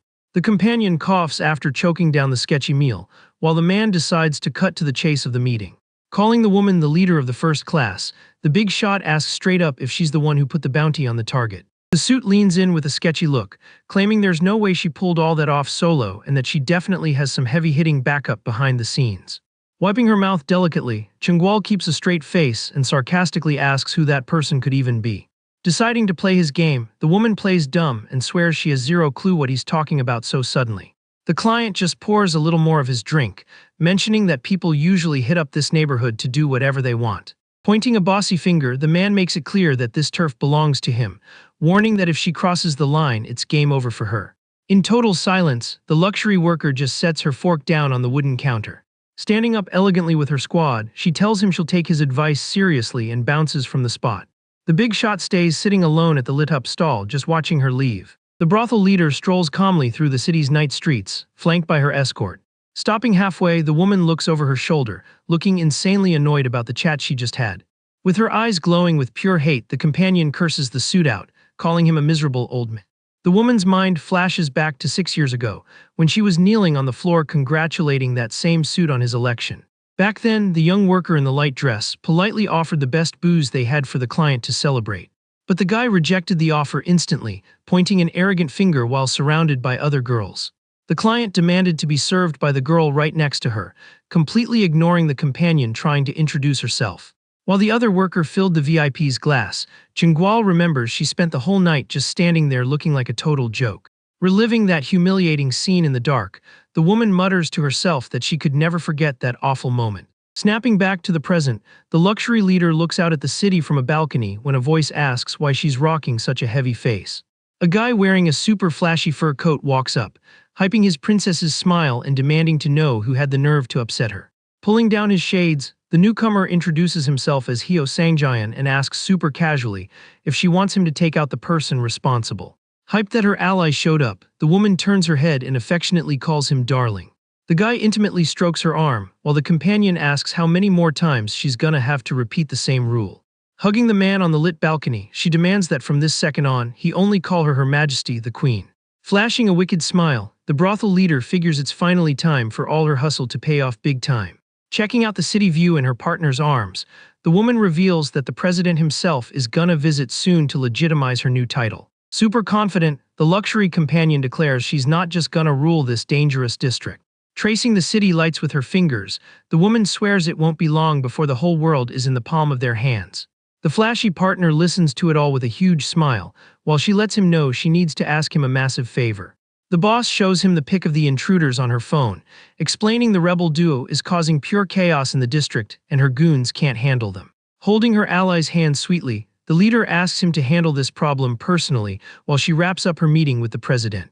Hyped about the request, the partner takes the job instantly, claiming he's the muscle of the operation, correcting his pronoun to call her queen. Far from there, the scene jumps to the suited prosecutor running frantically and screaming the heiress's name, claiming he almost died from worrying so much. The guy runs up to the girl, checking her vibe and asking if she's hurt, noticing that despite the nice fit, she looks super drained. The disguised student looks down looking incredibly wiped out and quietly confirms she's okay. Grabbing the young girl by the shoulders, the prosecutor tries to figure out why she's standing there all alone in the dark and wants to know where the blonde mercenary ran off to. Totally ice cold, the mastermind announces she straight up fired the delivery guy, leaving her ally totally lost at the news. Adjusting the traditional hairpins, she firmly repeats that she let the bodyguard go. The prosecutor stares at the girl in total shock, trying to process the wild move she just pulled right in the middle of a deadly mission. Getting his cool back, the suit gently grabs the heiress's hand and praises her decision. He squeezes the young girl's hands to show his support, claiming that kid was always totally untrustworthy. But the student drops a blank stare and declares that this changes absolutely nothing about their plans, reminding him they've always managed perfectly fine on their own. Fixing his suit sleeve, the prosecutor asks if the young girl has any clue what their next move is. Standing next to her suited ally, the heiress announces they're heading straight to Hongi's room. The scene switches fast and the prosecutor frowns, asking who the heck these people blocking their path in the hallways are. A new luxury worker with blue hair leads a squad of women, coldly warning that they're enemies of the duo. Staring the targets down, the woman reveals she got direct orders from the madame to end both their lives right there. The massive structure of the Red Heart Hotel glows bright in the middle of the night, setting the stage for the random showdown. But during the mess, one of the fighters realizes the chat just exposed a massive misunderstanding between the squads. Mid-brawl, the blue-haired woman calls off all the backup, stating their goals are actually the exact same. The elevator's lit-up screen shows the cab shooting up fast toward the 22nd floor of the building. In the top hallway, a mob of goons runs frantically, screaming not to let the intruders breach the top floor no matter what. The metal doors slide open, showing the prosecutor and the heiress walking side by side with their former enemy, agreeing to focus on their own goals. Holding her sharp weapon, the blue-haired worker declares this is just a temporary team-up to make things easier. The new squad runs into an absolute army of enemies completely blocking the way, while the suit sighs, noticing the ridiculous amount of opponents. Whipping a retractable blade out of his coat, the prosecutor bitterly admits that being this outnumbered reminds him of the blonde mercenary. With a glare of pure hate, he calls the kid a spineless coward, asking what that piece of trash is gonna do with his life now that he bilayed on the dirty work. Answering her ally's question, the student lowers her head and mutters that the bodyguard went to deliver fried chicken. The disguised heiress stays in sad silence, processing the kid's absence during the deadliest part of the mission. Far from the hotel brawl, the kid's words echo while a vehicle cruises down an isolated highway in the pitch black. The red sports car floors it, tearing through the city's empty streets at top speed. Behind the wheel of the luxury ride, the madame's flashy partner drives with insane confidence and a huge smile on his face. Suddenly, the suited driver lets out a confused sound, noticing something weird creeping up in his rearview mirror. The guy gets a massive jump scare when he realizes a tiny delivery moped matched his sports car's speed perfectly. Through his closed helmet, the mystery delivery guy keeps his dark, hyper-focused stare locked on the target. Hitting pure panic mode over the chase, the driver curses desperately while trying to yank the wheel hard to escape. But the biker moves faster and violently rams his own moped straight into the side of the luxury ride. The brutal hit makes the driver completely lose control, sending the sports car into a crazy dangerous drift. Tires screech loudly on the asphalt as the luxury vehicle slides out of control down the empty road. Unable to hit the brakes in time, the car violently smashes into the highway guardrail, triggering an explosion of sparks and debris.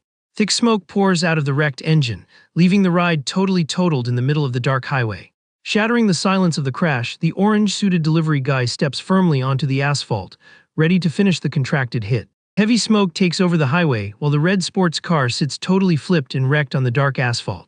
Suddenly, a brutal impact from the inside out blows the car door clean off, proving the driver actually survived the crash. The madame's flashy partner climbs out of the wreckage right after and dusts off his clothes, showing zero serious injuries. Flexing an intimidating stance, Hyo Sangjayan cracks his neck while a super heavy and threatening aura starts pouring off his body. The suit glares into the dark road with a look of pure rage, sizing up the disastrous mess he just landed in. Stepping on the pieces of his own car, he grumbles that he's probably gonna have to claim a total loss on that luxury ride. Then the mobster throws it in the enemy's face that it was an insane supercar and cynically asks if the bikers got the cash lying around to foot the bill. Totally ignoring the threat, Lee Sang stretches his arms out and mentions, sounding relieved, that his old delivery uniform is by far the best fit for getting to work. The mercenary then pulls off his dark helmet super calmly and confesses he just got fired from his last gig, meaning he's currently totally broke. Despite having zero cash, the blonde kid drops a mocking warning that out of the goodness of his heart, he'll at least make sure the enemy's medical bills get paid.